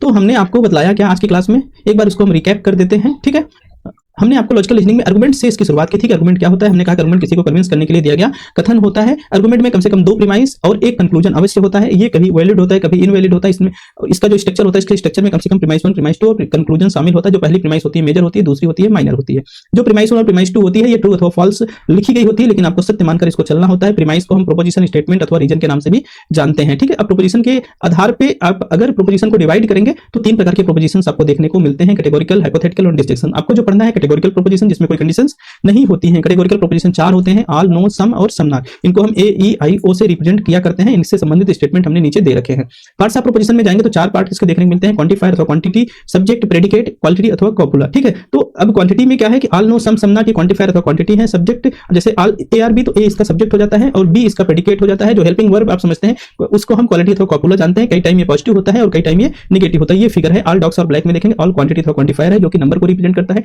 डॉग्स आपका सब्जेक्ट बनता है, ब्लैक आपका प्रेडिकेट बनता है, आर आपका क्या है क्वालिटी अथवा कॉपुला है जो कि कई टाइम पॉजिटिव होता है, कई टाइम नेगेटिव हुआ करता है। क्वांटिटी 2 होती है, यूनिवर्सल, पर्टिकुलर। यूनिवर्सल का मतलब 100% और पर्टिकुलर का मतलब लेस देन 100%। जो सब की बात करता है यूनिवर्सल होता है, जो कुछ की बात करता है पर्टिकुलर होता है। तो उन चारों में देखेंगे ऑल और नो उस सब की बात करने वाले हैं इसलिए यूनिवर्सल होते हैं, और 2 सम और सम नॉट वो कुछ की बात करते हैं इसलिए ये पर्टिकुलर हुआ करते हैं। क्वालिटी 2 होती है, पॉजिटिव अथवा नेगेटिव। ऑल और सम को देखेंगे तो ये पॉजिटिव होते हैं और नो और सम नॉट को देखेंगे तो ये नेगेटिव हुआ करते हैं। एक वैलिड आर्गुमेंट के अंतर्गत 3 टर्म्स आती हैं जो कि 2 बार रिपीट होनी चाहिए। हमने इसको आपको बताया और समझाया। अब कैटेगोरिकल प्रोपोजिशन की हमने प्रॉपर्टीज आपको समझाई। ये 4 स्टेटमेंट हमने लिए कि ऑल वाले की जो क्वालिटी होती है वो पॉजिटिव होती है और जो नेचर ऑफ क्वांटिटी होती है वो यूनिवर्सल हुआ करती है, ठीक है। और नो डॉग्स और ब्लैक में जो उसकी क्वांटिटी यूनिवर्सल है और नेचर ऑफ क्वालिटी नेगेटिव है। सम डॉग्स और ब्लैक में ये सम है, यूनिवर्सल तो नहीं है मगर पर्टिकुलर है लेकिन नेगेटिव नहीं है, ये पॉजिटिव है। और सम नॉट वाला पर्टिकुलर तो होता है लेकिन नॉट लगने की वजह से ये नेगेटिव हो जाता है, ठीक है। तो इसकी क्वालिटी के आपको याद रखना है। हमने आपको बताया कि ये ऑल, नो, सम और सम नॉट। ऑल जो होता है यू होता है मतलब यूनिवर्सल होता है, अफर्मेटिव होता है। जो नो होता है ये भी यूनिवर्सल होता है लेकिन नेगेटिव होता है। सम जो होता है पर्टिकुलर होता है लेकिन अफर्मेटिव होता है। सम नॉट जो होता है ये पर्टिकुलर होता है मगर नेगेटिव होता है। अगर इतनी बातें आप याद ना रख पाए तो इतना जरूर से जरूर याद में रखिएगा, ठीक है। तो आपसे क्वालिटी और क्वांटिटी पूछी गई, आपने इसको बताया और समझाया। फिर ये मूड्स के बारे में बताया कि जो 4 स्टेटमेंट होते हैं उसका जो मूड होता है ए, ई, आई, ओ अपने क्रम में हुआ करता है। आपसे अगर मूड पूछा जाए तो आप उसका जवाब दे सकते हैं। टाइप ऑफ टर्म 3 प्रकार की, major term, middle term and minor term. हमने इसके आर्गुमेंट्स में आपको समझाया कि मिडिल टर्म कैसे होता है, major premise, minor premise, minor term and major term कैसे निकाला और समझा जाता है, ठीक है। इसकी कुछ कंडीशंस है, याद में रखिएगा। अगर प्रीमाइस 1 प्रीमाइस 2 अर्थात मेजर प्रीमाइस और माइनर प्रीमाइस कई टाइम आगे पीछे कर दी जाती हैं तो आप उसके कंक्लूजन के आधार पे सब्जेक्ट और प्रेडिकेट अर्थात मेजर टर्म माइनर टर्म को निर्धारित करके प्रीमाइस का निर्धारण आप कर सकते हैं कि कौन सी माइनर है कौन सी मेजर प्रीमाइस है, ठीक है। तो इतनी बातें हमने बताई और समझाई। एकदम कंफर्म मान के चलिए कि यहाँ से आपको एक क्वेश्चन जरूर देखने को मिलेगा, ठीक है। सवाल आपसे कैसे पूछा सकते हैं, find out the quantity of proposition. ये प्रोपोजिशन क्या है, इसकी आपसे क्वांटिटी पूछी जा सकती है कि इसकी क्वांटिटी क्या है, इसकी क्वांटिटी क्या है, कुछ इस तरह के सवाल। दूसरा पूछा गया कि इसमें भी क्वालिटी और क्वांटिटी आपसे पूछी गई है कि सम, बस और नॉट ट्रेन, ठीक है। तीसरा find out the major, middle, minor, major premise and minor premise, ठीक है। कोई आपको आर्गुमेंट दे दिया जाएगा उसमें से आपको major, middle, minor, major premise अथवा माइनर प्रीमाइस के बारे में पूछा जा सकता है। तो ये जो तीनों सवाल हमने आपको दिखलाए हैं, ये वाला सवाल जिसमें नो, कॉर और ट्रक में आपको क्वांटिटी और क्वालिटी बतानी है दोनों, ठीक है। क्वांटिटी और क्वालिटी दोनों बतानी है, ठीक है। क्वालिटी दोनों बतानी है। दूसरा इसमें भी क्वांटिटी और क्वालिटी दोनों बतानी है, सम, बस और नॉट ट्रेन। और इसमें major, middle, minor, major premise आपको कमेंट सेक्शन में लिख कर बताना है, ठीक। देखिए डिस्ट्रीब्यूशन के लिए मैं बहुत ज़्यादा इंडेप्थ नहीं जा रहा हूँ, उतना जा रहा हूँ कि जितने से आपका काम हो जाए और सवाल आपके हल हो जाए। तो डिस्ट्रीब्यूशन के लिए मुख्य रूप से आपको 2 बातें ध्यान में रखनी है। एक तो जैसे डिस्ट्रीब्यूशन का मतलब है कि उसको बांट देना, उसको डिस्ट्रीब्यूट कर देना। तो बांटा किसको जा सकता है, जो कंप्लीट है। आप कह सकते हैं कि जो टर्म 100% होगी वो डिस्ट्रीब्यूट हो सकती है, जो टर्म लेस देन 100% होगी वो अनडिस्ट्रीब्यूट होगी, ठीक है। तो इसके पहले की वीडियोज में हमने आपको बताया है कि आप कैटेगोरिकल प्रोपोजिशन पढ़ रहे हैं और कैटेगोरिकल प्रोपोजिशन में 4 प्रकार की प्रोपोजिशंस आपको पढ़नी होती हैं, ऑल, नो, सम और सम नॉट, ठीक है। तो उसमें से आपको ये भी हमने बताया है कि जो 2 टर्म होती है वो 100% होती है, वो कौन कौन सी है, वो आपकी ऑल और नो की है। ये जो 2 टर्म होती है ये 100% होती है और ये जो 2 टर्म होती है लेस देन 100% होती है। तो चारों में से 2 ऑल और नो 100% है अर्थात ये डिस्ट्रीब्यूट होंगी। सम और सम नॉट 2 टर्म ऐसी हैं जो कि लेस देन 100% होती हैं इसलिए ये अनडिस्ट्रीब्यूट होंगी। लेकिन केवल इतने से काम आपका नहीं हो जाएगा, आप निर्धारित नहीं कर पाएंगे कि ऑल और नो के आधार पर ऑल और नो जहां रहेगा वहां डिस्ट्रीब्यूशन होगा, सम और सम नॉट रहेगा वहां अनडिस्ट्रीब्यूशन होगा, ठीक है। एक कंडीशन और होती है, वो कंडीशन इस रूल में मैं विद पहली कंडीशन बतला रहा हूं, जैसे पहली कंडीशन और दूसरी कंडीशन को साथ में लेके बतला रहा हूं, ठीक है। तो इस रूल को बहुत ध्यान से आप समझिएगा, इतने से ही आपका काम हो जाना है, ठीक है। तो पहला जो रूल है, all universal and negative term are distributed. जो भी यूनिवर्सल टर्म वही होगी जो कि 100% होगी, ठीक है। और यहाँ का जो पर्टिकुलर टर्म वो होगी जो कि लेस देन 100% होगी, ठीक है। तो पहले रूल में हमने बोला कि all universal and negative term are distributed, मतलब जो भी यूनिवर्सल टर्म होगी, दूसरा जो नेगेटिव टर्म होगी वो डिस्ट्रीब्यूटेड होगी। दूसरी कंडीशन में all particular and positive term are distributed, जो पर्टिकुलर होगी और पॉजिटिव टर्म होगी वो अनडिस्ट्रीब्यूटेड होगी। कहने का मतलब है कि जब कोई स्टेटमेंट आपके सामने आता है तो आपको उस स्टेटमेंट आपके सामने आने के बाद उस स्टेटमेंट को देखना है कि वो स्टेटमेंट आपका यूनिवर्सल है यूनिवर्सल है और नेगेटिव तो नहीं है, पर्टिकुलर आ रहा है तो पर्टिकुलर देखना है और अफर्मेटिव या पॉजिटिव देखना है। तो इसके लिए आपकी डिपेंडेंसी जो होगी वो दो मुख्य टॉपिक्स पे होगी, जिसको हमने आपको पहले ही बता दिया है कि किसी भी स्टेटमेंट की आप क्वांटिटी कैसे देखेंगे, क्वांटिटी कैसे देखेंगे, दूसरा किसी भी स्टेटमेंट की आप क्वालिटी कैसे देखेंगे। तो क्वांटिटी और क्वालिटी अगर आप देखना जानते हैं तो आपको डिस्ट्रीब्यूशन में बच्चा कोई प्रॉब्लम नहीं होने वाली है। जो बच्चा क्वांटिटी और क्वालिटी देखना नहीं जानता है वो पहले की वीडियोज को सीन कर सकता है, ठीक है। तो मैं समझता हूं कि आप क्वालिटी एंड क्वांटिटी के बारे में अच्छे से जानते होंगे। फिलहाल मैं यहाँ पे आपको बतला भी दे रहा हूँ। देखिए, ये 4 प्रकार की स्टेटमेंट्स हैं, ये 4 प्रकार की स्टेटमेंट्स हैं, ऑल, नो, सम और सब नॉट, ठीक है। ये कैटेगोरिकल प्रोपोजिशंस हैं। क्या है ये? कैटेगोरिकल प्रोपोजिशंस हैं, ठीक है। कैटेगोरिकल प्रोपोजिशंस हैं। तो ऑल की अगर क्वांटिटी आप देखेंगे तो ऑल की जो क्वांटिटी होती है वो यूनिवर्सल होती है, क्योंकि ऑल 100% होता है। ऑल की जो क्वालिटी होती है वो पॉजिटिव होती है, अफर्मेटिव होती है। नो भी यूनिवर्सल होता है, लेकिन नो है इसलिए ये क्या है? नेगेटिव होता है। इसकी क्वालिटी सम जो है, सम आपका लेस देन 100% होता है इसलिए ये पर्टिकुलर होता है, लेकिन सम है तो ये पॉजिटिव अथवा अफर्मेटिव होता है। सम नॉट है तो ये लेस देन 100% है इसलिए ये भी पर्टिकुलर है, लेकिन नॉट की वजह से ये क्या होता है? नेगेटिव हो जाता है। तो जो आपका डिस्ट्रीब्यूशन है इसी पूरे टेबल पर निर्धारित होगा, ठीक है। आपको ये बातें ध्यान में होनी चाहिए कि ऑल की क्वांटिटी और क्वालिटी क्या है। तो इसको आप शॉर्ट में भी लिख सकते हैं कुछ इस तरह से कि जैसे जो ए वाली स्टेटमेंट है, ऑल वाली स्टेटमेंट है, ऑल वाली की जो क्वांटिटी है यू है और जो क्वालिटी है उसकी ए है, ठीक है। ध्यान में रखिएगा। जो नो वाली स्टेटमेंट है इसको हम ई से रिप्रेजेंट करते हैं। ई वाली जो स्टेटमेंट है उसकी जो क्वालिटी है यूनिवर्सल है लेकिन वो नेगेटिव है, ठीक है। जो सम वाली क्वालिटी है उसको हम आई से रिप्रेजेंट करते हैं। आई की जो क्वांटिटी है वो पर्टिकुलर है लेकिन वो पॉजिटिव है, ठीक है। और ओ वाली जो स्टेटमेंट है वो भी लेस देन 100% है इसलिए पर्टिकुलर है लेकिन ये पॉजिटिव की जगह क्या है? नेगेटिव है। तो इन बातों को अगर आप चाहे इसको इस तरह से याद कर लीजिए कि ये क्या है, चाहे आप इस तरह से इसको याद कर लीजिए। अगर याद कर लेते हैं तो आपके लिए बहुत अच्छी बात है कि जो ऑल वाली कंडीशन है वो यूनिवर्सल अफर्मेटिव है, ई वाली कंडीशन आपकी यूनिवर्सल नेगेटिव है, आई वाली कंडीशन आपकी पर्टिकुलर अफर्मेटिव है और ओ वाली कंडीशन आपकी पर्टिकुलर और नेगेटिव। अगर ये याद है तो डिस्ट्रीब्यूशन में कोई प्रॉब्लम नहीं होनी है, ठीक है। चलिए आगे चलते हैं। जैसे मैं एक एग्जांपल लेता हूं, एग्जांपल में आपको दिखलाता हूं कि कैसे आप उसको डिस्ट्रीब्यूटेड कर सकते हैं और कैसे अनडिस्ट्रीब्यूटेड। जैसे ऑल डॉग्स आर ब्लैक, सभी डॉग क्या है? ब्लैक है, ठीक है। ऐसे में हमने आपको सब्जेक्ट और प्रेडिकेट देखना बतला दिया था कि ये क्या होता है? आपका सब्जेक्ट होता है और ये आपका क्या होता है? ये प्रेडिकेट होता है, प्रेडिकेट। इसके लिए भी हमने बताया था, इसको जान ही लीजिए। ये क्या होता है? कॉपुला होता है, ठीक है। और ये इसको हम बोलते हैं क्वांटिटी या इसको क्वांटिफायर भी बोला जाता है, क्वांटिफायर भी बोला जाता है। और इसको आर को क्वालिटी भी बोला जाता है, क्वालिटी बोला जाता है। क्वालिटी इसकी पॉजिटिव अथवा नेगेटिव हो सकती है। आपकी जो क्वांटिटी है वो भी यूनिवर्सल एंड पॉजिटिव हो सकती है। ये जो क्वालिटी भी हम पॉजिटिव नेगेटिव कर रहे थे इसी का डिवाइडेशन है, ठीक है। क्वांटिटी में आप देखेंगे तो एक यूनिवर्सल होता है और एक पर्टिकुलर होता है, ठीक है। इसके बारे में डिटेल जानना हो तो पीछे की वीडियो पे जाइए। तो ऑल डॉग्स और ब्लैक में देखेंगे तो डॉग्स क्या है? आपका सब्जेक्ट होता है और जो आपका ब्लैक होता है वो प्रेडिकेट है। तो इसमें ऑल डॉग्स और ब्लैक है तो इसकी क्वालिटी और क्वांटिटी पहले देख लीजिए। ऑल डॉग्स और ब्लैक में ऑल है इसलिए इसकी जो क्वांटिटी है वो क्या है? यूनिवर्सल है और जो इसकी क्वालिटी है ये आपकी अफर्मेटिव है। तो क्या है? ये अफर्मेटिव है, अफर्मेटिव है। तो इसके पहले जो आपने रूल पढ़ा उस रूल को जरा देख लीजिए कि all universal and negative term are distributed, ठीक है। तो इस हिसाब से देखेंगे तो ऑल है तो ये यूनिवर्सल है, तो जो मतलब इसका सब्जेक्ट है ये क्या होगा? डिस्ट्रीब्यूटेड होगा। और जो इसका प्रेडिकेट है वो अफर्मेटिव है इसलिए ये मतलब अफर्मेटिव है अथवा पॉजिटिव है इसलिए ये अनडिस्ट्रीब्यूटेड होगा। एक दूसरी स्टेटमेंट हम लेते हैं, सम नॉट वाली है। Some dogs are not black, some dogs are not black में अगर आप देखेंगे इसकी जो क्वालिटी होती है, क्वालिटी इसकी क्या है? पर्टिकुलर है। इसकी क्वालिटी क्या है? पर्टिकुलर है। इस स्टेटमेंट की क्वालिटी अगर देखेंगे तो ये क्या है? पर्टिकुलर है। और इसकी अगर आप क्वालिटी देखेंगे तो क्वालिटी इसकी नेगेटिव है, नेगेटिव है। तो जो पर्टिकुलर स्टेटमेंट है वो अनडिस्ट्रीब्यूटेड होगी। इसके पहले आपने वही पढ़ा कि जो पर्टिकुलर है और पॉजिटिव है वो अनडिस्ट्रीब्यूटेड हो रहा है, ठीक है। तो जो आपका सब्जेक्ट है वो क्या है? पॉजिटिव आपका क्या है? पर्टिकुलर है। तो सब्जेक्ट आपका पर्टिकुलर है इसलिए जो सब्जेक्ट आपका बन रहा है वो अनडिस्ट्रीब्यूटेड बन रहा है। और जो आपका प्रेडिकेट है उसके आगे नॉट लगा है और इसका जो नेचर है वो क्या है? इसका नेचर नेगेटिव वाला है इसलिए ये जो प्रेडिकेट आपका बन रहा है वो डिस्ट्रीब्यूटेड बन रहा है, ठीक है। तो ये जो अगर फार्मूला आपको याद रहेगा तो आपको कोई प्रॉब्लम नहीं होगी। मैं आपको आगे लेके चलता हूँ, एक और पूरा टेबल समझाने का प्रयास करता हूँ। इसको अच्छे से समझ लेंगे तो आपको कोई दिक्कत नहीं होगी, ठीक है। अब जैसे इस टेबल को पहले इसको बताऊं या इसको, इसमें एग्जांपल सही था ये दिखाता हूं, ठीक है। इस टेबल को आप देखिए कि ऑल डॉग्स और ब्लैक लिखा गया है। तो जो ऑल डॉग्स ऑल है या ए वाली जो स्टेटमेंट है वो यूनिवर्सल होती है, यूनिवर्सल है तो वो डिस्ट्रीब्यूटेड होगी, ठीक है। लेकिन प्रेडिकेट में आते हैं तो इसको हम देखते हैं ये जो स्टेटमेंट है ये अफर्मेटिव वाली है, अफर्मेटिव अगर है तो वो अनडिस्ट्रीब्यूटेड होगी, ठीक है। नो डॉग्स पे आएंगे तो जो नो है वो यूनिवर्सल है इसलिए ये आपका क्या है? डिस्ट्रीब्यूटेड है। और लेकिन ये नेगेटिव है। नो डॉग्स और ब्लैक का जो नेचर है, क्वालिटी आप इसकी देखेंगे तो नेगेटिव है, नेगेटिव की वजह से ये डिस्ट्रीब्यूटेड हो रही है, ठीक है। सम डॉग्स और ब्लैक में अगर आएंगे तो सम क्या है? पर्टिकुलर है इसलिए ये अनडिस्ट्रीब्यूटेड होगा। दूसरा, अगर सम डॉग्स और ब्लैक पे जाएंगे तो इसकी जो क्वालिटी है, क्वालिटी आपकी क्या है? पॉजिटिव है। क्वालिटी पॉजिटिव होने की वजह से ये क्या है? ये भी अनडिस्ट्रीब्यूटेड होगा, ठीक है। सम डॉग्स और नॉट ब्लैक में ये सम क्या है? इसका पर्टिकुलर है इसलिए अनडिस्ट्रीब्यूटेड होगा। लेकिन यहाँ पे इसका जो प्रेडिकेट है वो नेगेटिव है इसलिए ये डिस्ट्रीब्यूटेड होगा, ठीक है। तो इसको आप चाहे तो इस रूप में याद कर लीजिए। आप कैसे कहेंगे सर याद कर ले? तो इसके लिए आप देख लीजिए जो ए ई आई ओ है, इसको आप ध्यान से देख लीजिए। इसके बाद आप इसके लिए कर लीजिए क्या, कर लीजिए कि ए का जो सब्जेक्ट है वो आपका एक ऐसे याद कर लीजिए, डी यू और यू, ठीक है, ये इसका सब्जेक्ट हो गया, इतना समझते रहिएगा, ठीक है, ये सब्जेक्ट हो गया और यहाँ पे क्या हो गया, प्रेडिकेट। तो अब आएंगे तो इसके आगे इसका प्रेडिकेट यू है, यू डी। अगर इतनी बातें आप याद कर लीजिए तो आपका डिस्ट्रीब्यूशन के जो सवाल है कभी गलत नहीं होंगे, ठीक है।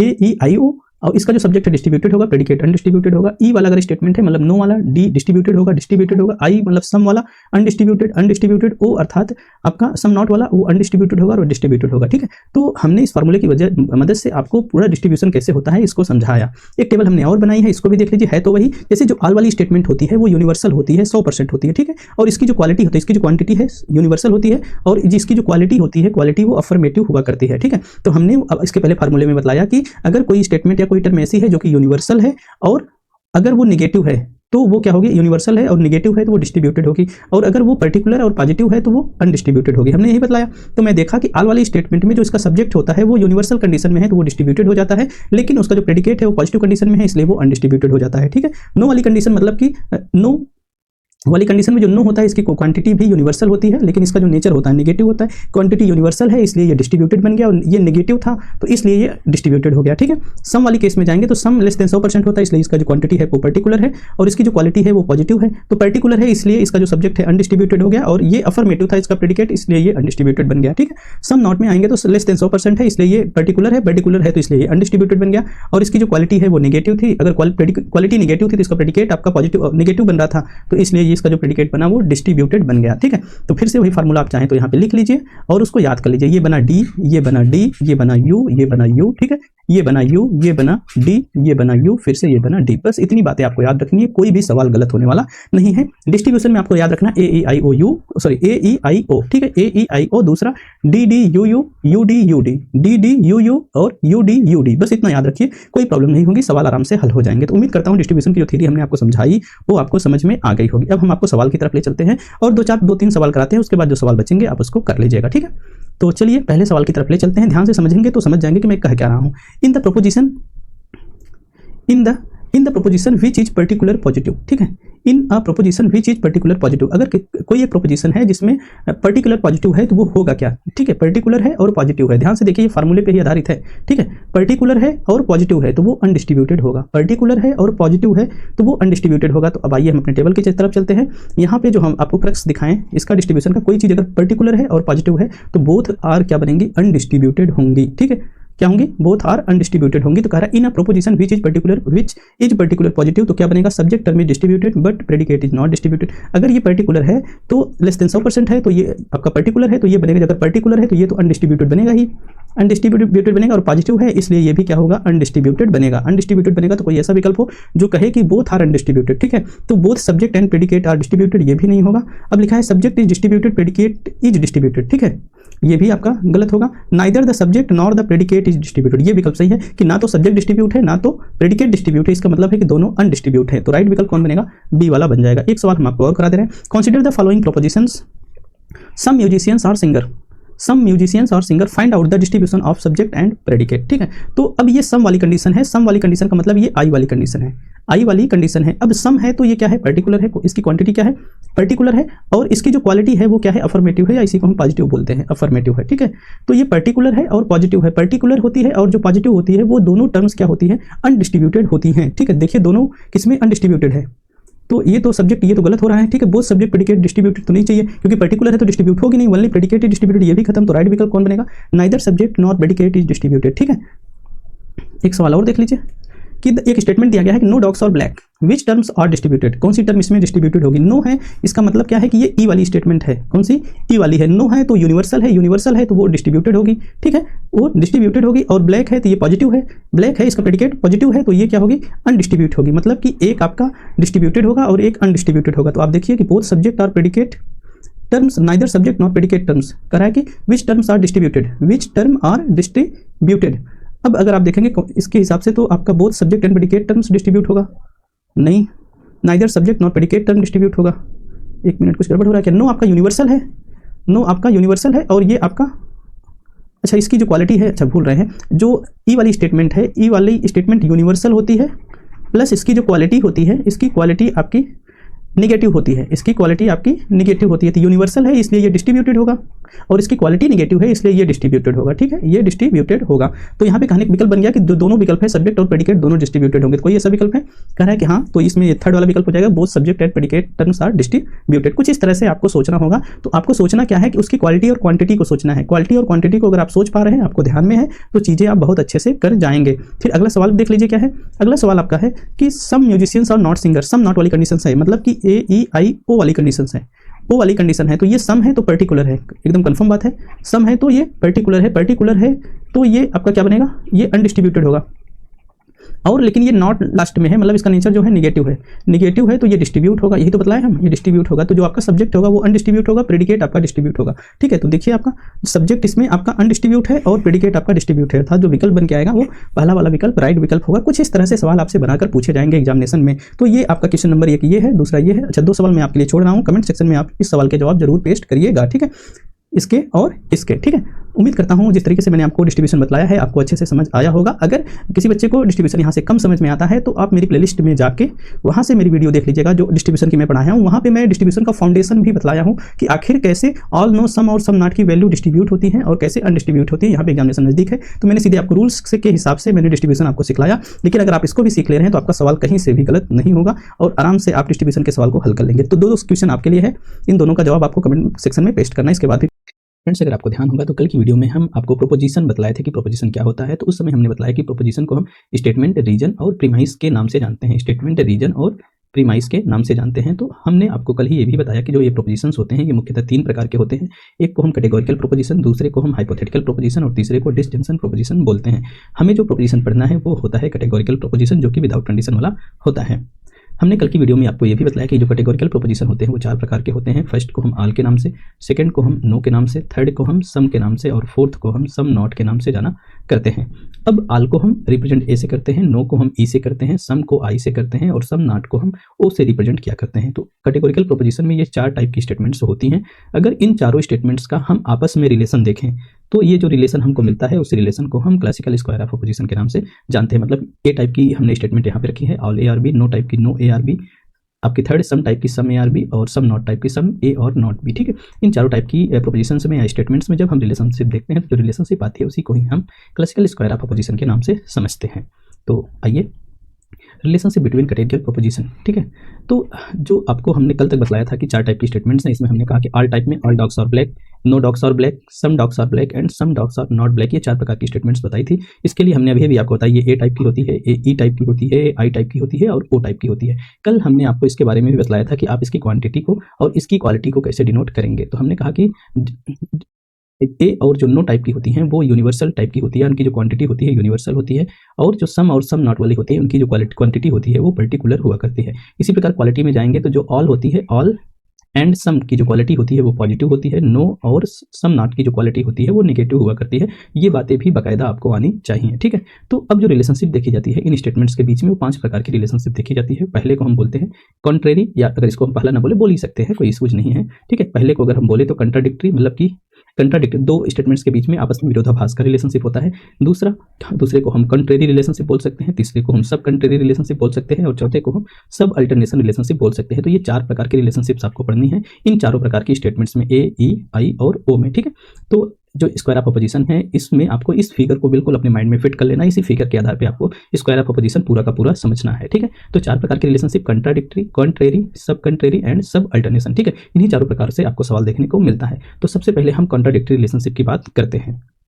कंट्राडिक्टरी का मतलब होता है विरोधाभास। देखिए वही फिगर हमने यहाँ भी इंक्लूड किया है। कंट्राडिक्टरी का मतलब होता है, देखिए कंट्राडिक्टरी एक टाइप की, ए टाइप की स्टेटमेंट हमने यहाँ लिखी है और ओ टाइप की स्टेटमेंट यहाँ पे है, आई टाइप की स्टेटमेंट यहाँ पे है और ई टाइप की स्टेटमेंट यहाँ पे है। मतलब इसका ये हुआ कि जो ए की स्टेटमेंट है ओ का कंट्राडिक्टरी होती है और जो आई की स्टेटमेंट होती है वो ई का, या ई का स्टेटमेंट आई का कंट्राडिक्टरी होती है और ओ का स्टेटमेंट ए का कंट्राडिक्टरी होती है। अब कंट्राडिक्टरी का मतलब क्या निकलेगा? कंट्राडिक्टरी का मतलब ये निकलेगा अगर ए ट्रू होगा तो ये कन्फर्म है कि ये फॉल्स होगा। ठीक है, अगर ये ट्रू है तो कंफर्म है कि ये फॉल्स होगा, और अगर ये ट्रू है तो ये फॉल्स होगा, एकदम कंफर्म बात है, विरोधाभास देखने को आपको मिलेगा, ये फॉल्स है तो ये आपका ट्रू होगा। ठीक है, तो इसी को बोला जाता है कॉन्ट्राडिक्टरी। ए का जो कॉन्ट्रडिक्शन होता है ओ के साथ में और आई का जो कॉन्ट्रडिक्शन होता है ई के साथ में। ठीक है, वही चीज हमने यहाँ पे बतलाई है कि ए का जो कॉन्ट्रडिक्शन होता है ओ के साथ में और आई का जो कॉन्ट्रडिक्शन होता है ई के साथ में हुआ करता है। ठीक है, अब कुछ नियम होते हैं इसके, जैसे ये जो होते हैं एक साथ ट्रू नहीं हो सकते, वही चीज बताया, मतलब अगर ए ट्रू है तो ओ एकदम कंफर्म है कि फॉल्स होगा, अगर ई ट्रू है तो कंफर्म है कि आई फॉल्स होगा ही, मतलब एक साथ ही ये दोनों ट्रू नहीं हो सकते हैं। दूसरी बात बताई गई कि एक दूसरे के विरोधाभासी होते हैं। सही है भाई, अगर एक ट्रू है एक फॉल्स है तो एक दूसरे के विरोधाभासी हो रहे हैं। दूसरा,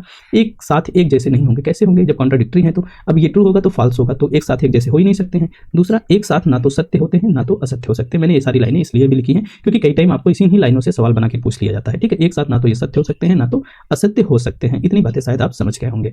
अब कंट्राडिक्शन में कुछ और चीजें समझ लीजिए। जो ऑल टाइप की स्टेटमेंट है, ए टाइप की स्टेटमेंट है। ठीक है, जो ए टाइप की स्टेटमेंट है उसकी जो क्वांटिटी होती है वो यूनिवर्सल होती है। अगर ओ टाइप की स्टेटमेंट देखेंगे जिसको हम बोलते हैं सम नॉट, हम बोलते हैं उसको सम नॉट, जो ओ टाइप की स्टेटमेंट होती है उसको हम बोलते हैं सम नॉट। तो ए की जो क्वांटिटी होती है वो यूनिवर्सल होती है और सम की जो क्वांटिटी होती है वो पर्टिकुलर होती है, अर्थात ये दोनों भी सेम नहीं है। दूसरा, अगर ऑल की आप क्वालिटी पे जाएंगे तो ऑल की जो क्वालिटी होती है वो पॉजिटिव होती है, दूसरी सम नॉट की जो क्वालिटी होती है वो निगेटिव हुआ करती है, अर्थात ये भी दोनों सेम नहीं है। कई बार यहीं से सवाल बना के पूछ लिया जाता है कि ऑल की जो क्वांटिटी है यूनिवर्सल होती है और नेचर ऑफ क्वालिटी इसकी पॉजिटिव होती है, लेकिन जो ऑल का कॉन्ट्रडिक्शन किसके साथ है, ओ का मतलब क्या है, ओ का मतलब है सम नॉट। इसको ध्यान में रखिएगा, बार बार इसको बताना ना पड़े हमें, इसका मतलब है सम नॉट। ठीक है, तो सम नॉट की क्वांटिटी पे जाएंगे तो क्वांटिटी इसकी पर्टिकुलर होती है और क्वालिटी इसकी नेगेटिव हुआ करती है। तो इतनी बातें अगर आपके माइंड में हैं तो कॉन्ट्रडिक्शन आप आराम से पहचान पाएंगे। ठीक है, तो इसमें यही लिखा गया, firstly A and O propositions are contradictory, second में E and I proposition are contradictory. ठीक है, इसका मतलब यही है अगर एक ट्रू होगा तो दूसरा फॉल्स होगा, दूसरा फॉल्स होगा तो पहला ट्रू होगा। ठीक है, अब दूसरी जो रिलेशनशिप हम सीखते हैं वो है कॉन्ट्रेरी रिलेशनशिप। ठीक है, कॉन्ट्रेरी को अगर आप देखेंगे तो कॉन्ट्रेरी की जो रिलेशनशिप होती है ए के साथ ई की रिलेशनशिप होती है।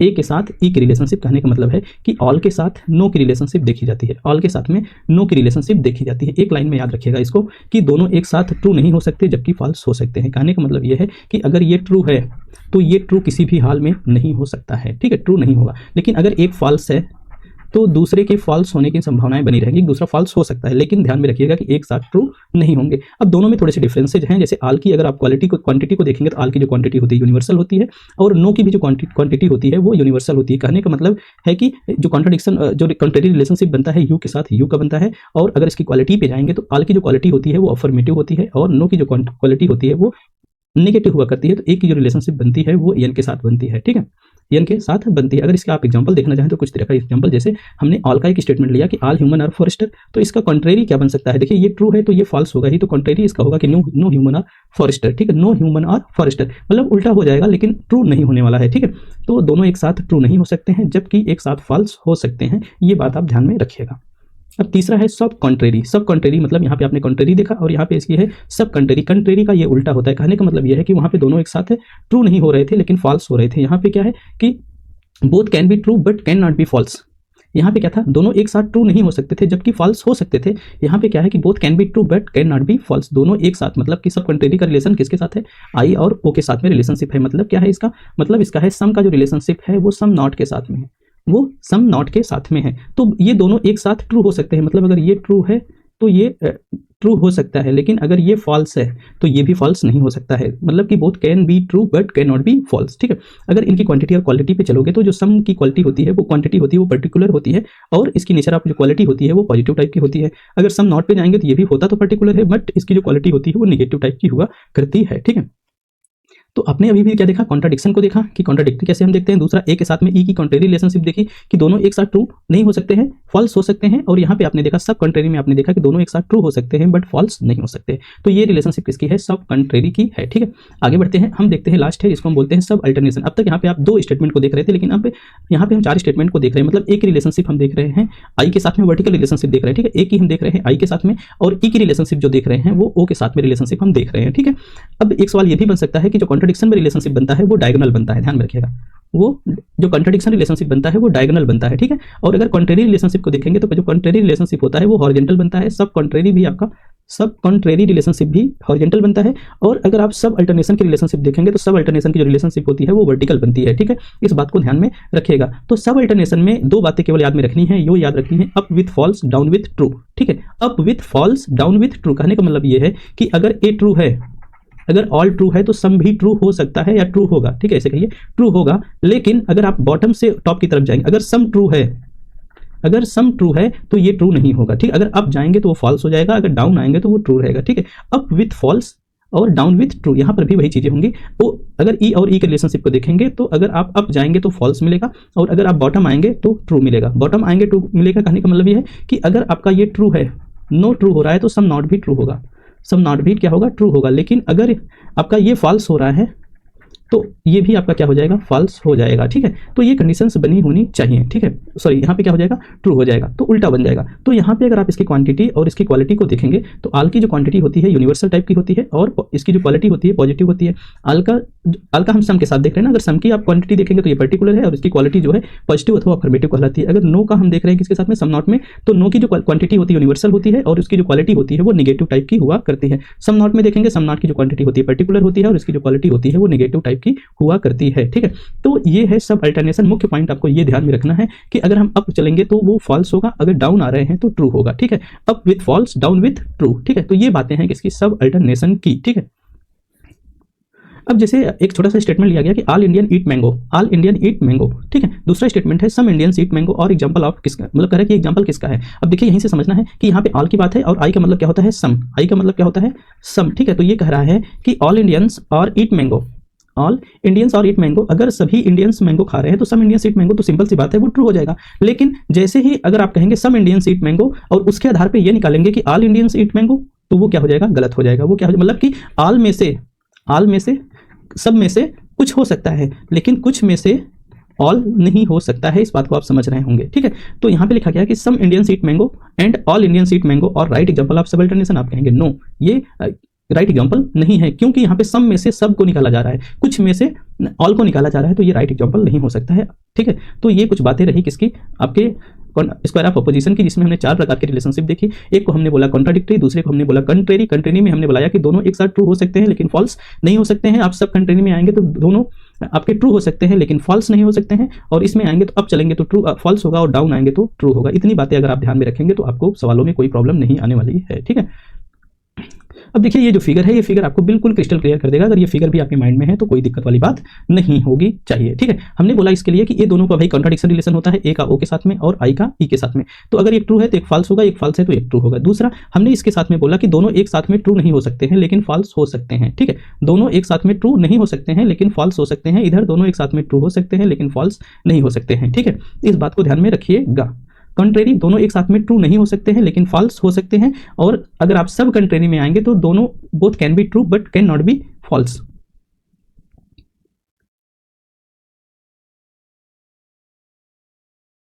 ठीक है, तो हम ले चलते हैं आपको सवालों की तरफ।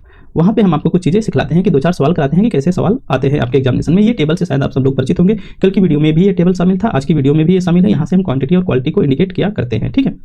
तो देखिए जो आपसे सवाल पूछे जाते हैं एग्जामिनेशन में, कुछ इस प्रकार के सवाल आपको देखने को मिल सकते हैं। जैसे पहले सवाल को अगर आप देखेंगे तो कह रहा है which one of the following propositions is a contrary, ठीक है। कह रहा है following proposition is a contrary, तो आप देखेंगे ऑल डांसर्स आर टैलेंटेड। कह रहा है कि एक स्टेटमेंट दिया है ऑल डांसर्स आर टैलेंटेड, तो आपने 4 प्रकार की स्टेटमेंट देखी, ए ई आई और ओ को, ठीक है। तो ये कंट्रेरी रिलेशनशिप की बात कर रहा है। तो कंट्रेरी रिलेशनशिप अभी हमने देखा कि ए के साथ में ई का रिलेशनशिप हम देखते हैं। कंट्रेरी में देखेंगे तो ए के साथ में हम ई का रिलेशनशिप देखते हैं। इसमें दोनों एक साथ ट्रू नहीं हो सकते हैं जबकि फॉल्स हो सकते हैं, ठीक है। तो यहाँ पे दोनों एक साथ ट्रू नहीं हो सकते हैं जबकि फॉल्स हो सकते हैं। तो इसका पूछ रहा है कि इसका कौन सा which of the following propositions is a contrary to all dancers are talented, मतलब कि इसका कौन सा कंट्रेरी होगा, ठीक है। तो ये लिखा है ऑल डांसर्स आर टैलेंटेड, मतलब ए टाइप का स्टेटमेंट है। तो ए टाइप के स्टेटमेंट के लिए आपको कन्वर्जन किसमें कर देना है, नो में एक तरफ से जान लीजिए कर लेना है। तो ये दोनों ऑल है तो ये दोनों एक साथ ट्रू तो हो नहीं सकते हैं। तो अब ऑल है तो ये ई है, ई का मतलब क्या होता है, नो। ई का मतलब क्या होता है, नो। अर्थात अगर इसका राइट विकल्प देखेंगे तो ये बन जाएगा नो डांसर्स आर टैलेंटेड। क्या बन जाएगा, no dancers are talented. Second question पे आइए, जरा इसको भी समझने का प्रयास करिएगा। Some contrary to the preposition, ठीक है। सब कंट्रेरी प्रोपोजिशंस की बात हो रही है कि सम कैट्स और एप्पल, सम कैट्स और एप्पल। फिर से ध्यान से खूब समझिएगा, रिलेशनशिप ए ई आई ओ के बीच में यहाँ पे कंट्रेरी रिलेशनशिप थी, ठीक है। लेकिन यहाँ पे क्या है, यहाँ पे सब कंट्रेरी रिलेशनशिप है। यहाँ पे सब कंट्रेरी रिलेशनशिप है। यहाँ पे दोनों फॉल्स हो सकते हैं और दोनों ट्रू साथ में हो सकते हैं, लेकिन यहाँ पे बोथ ट्रू हो सकते हैं, बोथ ट्रू हो सकते हैं। यहाँ पे क्या था, यहाँ पे बोथ ट्रू नहीं हो सकते थे लेकिन फॉल्स हो सकते थे। बोथ ट्रू यहाँ नहीं हो सकते थे लेकिन फॉल्स हो सकते थे। यहाँ पे बोथ ट्रू हो सकते हैं लेकिन फॉल्स नहीं हो सकते हैं, ठीक है। लेकिन फॉल्स नहीं हो सकते, यहाँ पे फॉल्स हो सकते थे। तो यहाँ पे लिखा है कि सम कैट्स और पीपल्स। जैसे ही सम लिखा आप तुरंत जान जाइए कि ये आई स्टेटमेंट वाला स्टेटमेंट है, ठीक है, आई वाला स्टेटमेंट है। तो अब कह रहा है कि सम कैट्स और एप्पल्स, कह रहा है कि इसका सब कंट्री क्या है। भाई जब सम है तो इसका सब कंट्री क्या होगा, सम नॉट होगा। इसका सब कंट्री क्या होगा, ओ का मतलब क्या है, ओ का मतलब सम नॉट है, ओ का मतलब सम नॉट है, ठीक है। तो अब आप देखेंगे कह रहा है कि सम कैट्स और एप्पल, तो इसका सिंपल सा जवाब हो जाएगा सम कैट्स और नॉट एप्पल्स, सम कैट्स और नॉट एप्पल्स। तो इसका राइट विकल्प जो बनेगा सेकंड वाला बन जाएगा सम कैट्स और नॉट एप्पल्स, ठीक है। उम्मीद करता हूं समझ आ रहा होगा। थर्ड है, थर्ड में लिखा गया कि all girls are intelligent is true. कह रहा है कि अगर ये ट्रू है तो फॉलोइंग स्टेटमेंट्स आर फॉल्स। फिर से आप उसी तरह बना लीजिए फिगर, ए ई आई ओ, ठीक है। कह रहा है कि ऑल गर्ल्स आर इंटेलिजेंट, मतलब कि ये क्या है, ये कह रहा है ट्रू है, ट्रू है। तो फॉल्स किसको किसको कह रहा है कि कौन कौन सा स्टेटमेंट इसमें से फॉल्स होगा, ठीक है। अब देखिए अगर ये ट्रू है तो आप जानते हैं कंट्राडिक्शन रिलेशन ओ के साथ में है, तो अगर ये ट्रू है तो ये फॉल्स होगा, ठीक है, कंफर्म बात हो गई। एक स्टेटमेंट ऐसा होगा जो कि सम नॉट वाला होगा, वो फॉल्स होगा। दूसरा, अभी हमने कहा कॉन्ट्रेरी रिलेशनशिप में, अभी हमने बोला इसके पहले ही कि दोनों एक साथ ट्रू नहीं हो सकते हैं लेकिन फॉल्स हो सकते हैं। अगर ये ट्रू होगा, ट्रू नहीं हो सकते हैं, इसका मतलब है कि एक ट्रू होगा तो दूसरा फॉल्स होगा। अगर ये ट्रू है तो जो नॉट वाली कंडीशन है, नॉट मार्क कर रहा हूं, नो वाली जो कंडीशन है वो भी फॉल्स होनी तय है। तो एक स्टेटमेंट ऐसा होगा कि जो कि नो वाला होगा वो भी क्या होगा, फॉल्स होगा। तो इसमें आप देखिए कौन सा है, ऑल गर्ल्स आर इंटेलिजेंट तो ट्रू है, तो फॉल्स में क्या आ जाएगा, पहला नो गर्ल्स आर इंटेलिजेंट, दूसरा एक कॉन्ट्रडिक्शन सम नॉट के साथ में है तो some girls are not intelligent. अर्थात इसके लिए अगर आप देखेंगे जो पहला विकल्प कह रहे हैं, पहला विकल्प, पहला और तीसरा, अर्थात जो राइट विकल्प होगा 1 और 3 हो जाएगा। कोई डाउट हो तो कमेंट सेक्शन में पेस्ट कर देना, मेरे ख्याल से डाउट नहीं होना चाहिए, ठीक है, सवाल सरल है। If the proposition all the policeman are poor is false, all the policeman are poor is false, ठीक है। तो कह रहा है कि following proposition can be claimed true, following preposition can be claimed true. तो आप जरा इसको देखिएगा, कह रहा है कि अब इसको देखिए कि ये हो गया ए हो गया ई, ए हो गया आई, ए हो गया ओ, ठीक है। कह रहा है कि अगर ये फॉल्स है तो हमने, और ट्रू पूछ रहा है, कह रहा है ये फॉल्स है और कह रहा है कौन सा ट्रू हो सकता है। देखिए अगर ये हमने कंट्री रिलेशनशिप में क्या बताया, ए और ई एक साथ ट्रू नहीं हो सकते हैं लेकिन एक साथ फॉल्स हो सकते हैं। अगर ये फॉल्स है तो ये भी फॉल्स हो सकता है, तो मतलब कि ये तो राइट विकल्प नहीं है क्योंकि ट्रू हमको चाहिए। ट्रू के लिए बस एक ही विकल्प यहाँ पे बच रहा है, वो कॉन्ट्रडिक्शन का है, ठीक है। अगर ये फॉल्स है तो ये ट्रू होगा, एकदम 100% बात है। और अगर ये ट्रू होता तो ये होता क्या, फॉल्स से भी 100% बात है। तो इसके लिए जो राइट आंसर होगा सम नॉट वाला, ओ का मतलब क्या होता है, सम नॉट होता है, ओ का मतलब सम नॉट है, तो इसमें सम नॉट वाला विकल्प ढूंढो जरा। All policeman are poor is false, तो some policeman are not poor इसका राइट आंसर हो जाएगा, ठीक है। तो इस हिसाब से आप देखेंगे जो सेकंड वाला विकल्प है वो राइट आंसर के रूप में हो जाएगा, ठीक है। नेक्स्ट पे अगर हम आपको लेके चले तो नेक्स्ट को जरा देखिए कि ऑल टीचर्स आर इंटेलिजेंट लिखा है। कह रहा है कि अगर ये ट्रू है तो कौन कौन सा स्टेटमेंट फॉल्स होगा। अगर ये ट्रू है तो फिर से आप उसी तरह आ जाइए, ए ई आई और ओ, ठीक है। अगर कह रहा है कि ये ट्रू है, मतलब ये ट्रू है, तो कह रहा है कि कौन कौन सा फॉल्स हो सकता है, एकदम सिंपल अभी लगाएं। एक तो ये फॉल्स हो सकता है जिसमें सम नॉट होगा, दूसरा एक ट्रू है तो ये ट्रू होगा नहीं, कंफर्म है तो ये फॉल्स ही होगा, तो एक नो वाला विकल्प क्या होगा, फॉल्स होगा। तो अगर ऑल टीचर्स आर इंटेलिजेंट हैं तो नो टीचर्स आर इंटेलिजेंट की बात होगी, प्लस आपका कहा गया कि सम नॉट वाला, some teachers are not intelligent, मतलब 1 और 3 का इसका जो विकल्प होगा वो राइट विकल्प बन के आएगा। तो कुछ इस तरह से आपको सवालों को हल करने हैं। हम लास्ट के 5 सवाल जो हैं ये आपके लिए छोड़ रहे हैं, ठीक है। 5 सवाल हम आपके लिए छोड़ रहे हैं। इन 5 सवालों का जवाब, अच्छा 10 है ना, इन 5 सवालों का जवाब आपको कमेंट सेक्शन में पेस्ट करना है। अगर आप पेस्ट कर रहे हैं तो मैं समझूंगा कि हमारे द्वारा बताई गई बातें आपको समझ में आ गई हैं। अगर नहीं पेस्ट कर रहे हैं मतलब कि या तो बहुत ही निष्क्रिय हैं या आपको बातें मेरी नहीं समझ में आई हैं, ठीक है। तो पेस्ट जरूर करिएगा। जो 5 सवाल के हमने आपको जवाब दिए हैं, मैंने आपको स्क्वायर ऑफ अपोजिशन सिखाया और बहुत अच्छे से सिखाने का प्रयास किया। उम्मीद करता हूँ आपको समझ में भी आया होगा। लेकिन हाँ, उन बच्चों के लिए जरूर कहूँगा जो बिल्कुल फ्रेशर बच्चे हैं और स्क्वायर ऑफ अपोजिशन का रूट जानना चाहते हैं कि कैसे आखिर होता है, तो लॉजिकल रीजनिंग में जाके हमारी जो स्क्वायर ऑफ अपोजिशन की वीडियो है, आप उसको अगर एक बार देख लेंगे तो आप स्क्वायर ऑफ अपोजिशन का रूट जान जाएंगे, एकदम बेस क्या होता है वो समझ जाएंगे। उसके बाद अगर ये वीडियो देखेंगे तो आपको बहुत अच्छे से समझ में आएगा, ठीक है। लेकिन अब इतना समय नहीं है कि आप 24 का जनवरी का एग्जाम देने जा रहे हैं और अगर इसके आप बेस में जाकर सीख रहे हैं, इसका मतलब है कि आपकी लॉजिकल रीजनिंग काफी कमजोर है। अब लॉजिकल इक्विवेलेंट के स्टेटमेंट्स को कवर करने के लिए, इनको सॉल्व करने के लिए आपको 3 प्रमुख बातों को ध्यान में रखना होगा। वो पहली बात हमने आपको पहले बताई कि कन्वर्स क्या होता है, दूसरा ऑवर्स क्या होता है और तीसरा कंट्रापोजिशन क्या होता है, ठीक है। इन तीनों पर चलने से पहले हम आपको थोड़ा सा रिकैप कराते हैं। जैसे हम इसके पहले आपको एक जनरल स्टेटमेंट दिया कि ऑल डॉग्स आर ब्लैक, तो इसमें क्वांटिटी क्या है, सब्जेक्ट क्या है और क्वालिटी क्या है और प्रेडिकेट क्या है, मैंने आपको पहले ही बताया है। फिर से मैंने यहाँ पे इंडिकेट कर दिया है। एक बार जो बच्चा नया हमको सुन रहा हो तो समझ ले, ऑल डॉग्स आर ब्लैक में जो ऑल है वो क्वांटिटी को रिप्रेजेंट करता है, डॉग्स सब्जेक्ट को रिप्रेजेंट करता है, आर क्वालिटी को रिप्रेजेंट करता है और ब्लैक आपका प्रेडिकेट को रिप्रेजेंट करता है। इतनी बातें वो ध्यान रखें। आगे चलते हैं हम थोड़ा सा। ये 4 प्रकार की स्टेटमेंट्स कैटेगोरिकल प्रोपोजिशन में हमको देखने को मिलती हैं, ऑल, नो, सम और सम नॉट को इसको हम शॉर्ट में ए ई आई ओ के नाम से जानते हैं, ठीक है। जैसे स्टेटमेंट है आपकी ऑल डॉग्स आर ब्लैक, तो इसमें जो ऑल डॉग्स आर ब्लैक है, ऑल को अगर आप देखेंगे तो ये यूनिवर्सल होता है और सारी जो स्टेटमेंट्स हैं वो अफर्मेटिव हैं, पॉजिटिव हैं, इसलिए इसको हम यूनिवर्सल अफर्मेटिव बोला करते हैं, ठीक है। दूसरा जो स्टेटमेंट है no dogs are black, no मतलब नेगेटिव है लेकिन ये यूनिवर्सल होता है, तो यूनिवर्सल है प्लस नेगेटिव, इसलिए इसको हम यूनिवर्सल नेगेटिव बोलते हैं। सम डॉग्स आर ब्लैक में देखेंगे सम क्या है आपका पर्टिकुलर है, लेस देन 100% है, ठीक है। और नो और ऑल 100% है, सम लेस देन 100% है, इसलिए ये पर्टिकुलर बनता है। और सम डॉग्स आर ब्लैक, ये पॉजिटिव दिख रहा है, ठीक है, इसलिए इसका हम पर्टिकुलर अफर्मेटिव बोला करते हैं। Some dogs are not black, some मतलब लेस देन 100%, तो ये पर्टिकुलर हुआ, नॉट है तो नेगेटिव, अर्थात ये पर्टिकुलर नेगेटिव बनता है। ये बातें आपको ध्यान में रहनी अवश्य चाहिए। अब हम आपको लेके चलते हैं किसकी तरफ, कन्वर्स की तरफ, ठीक है।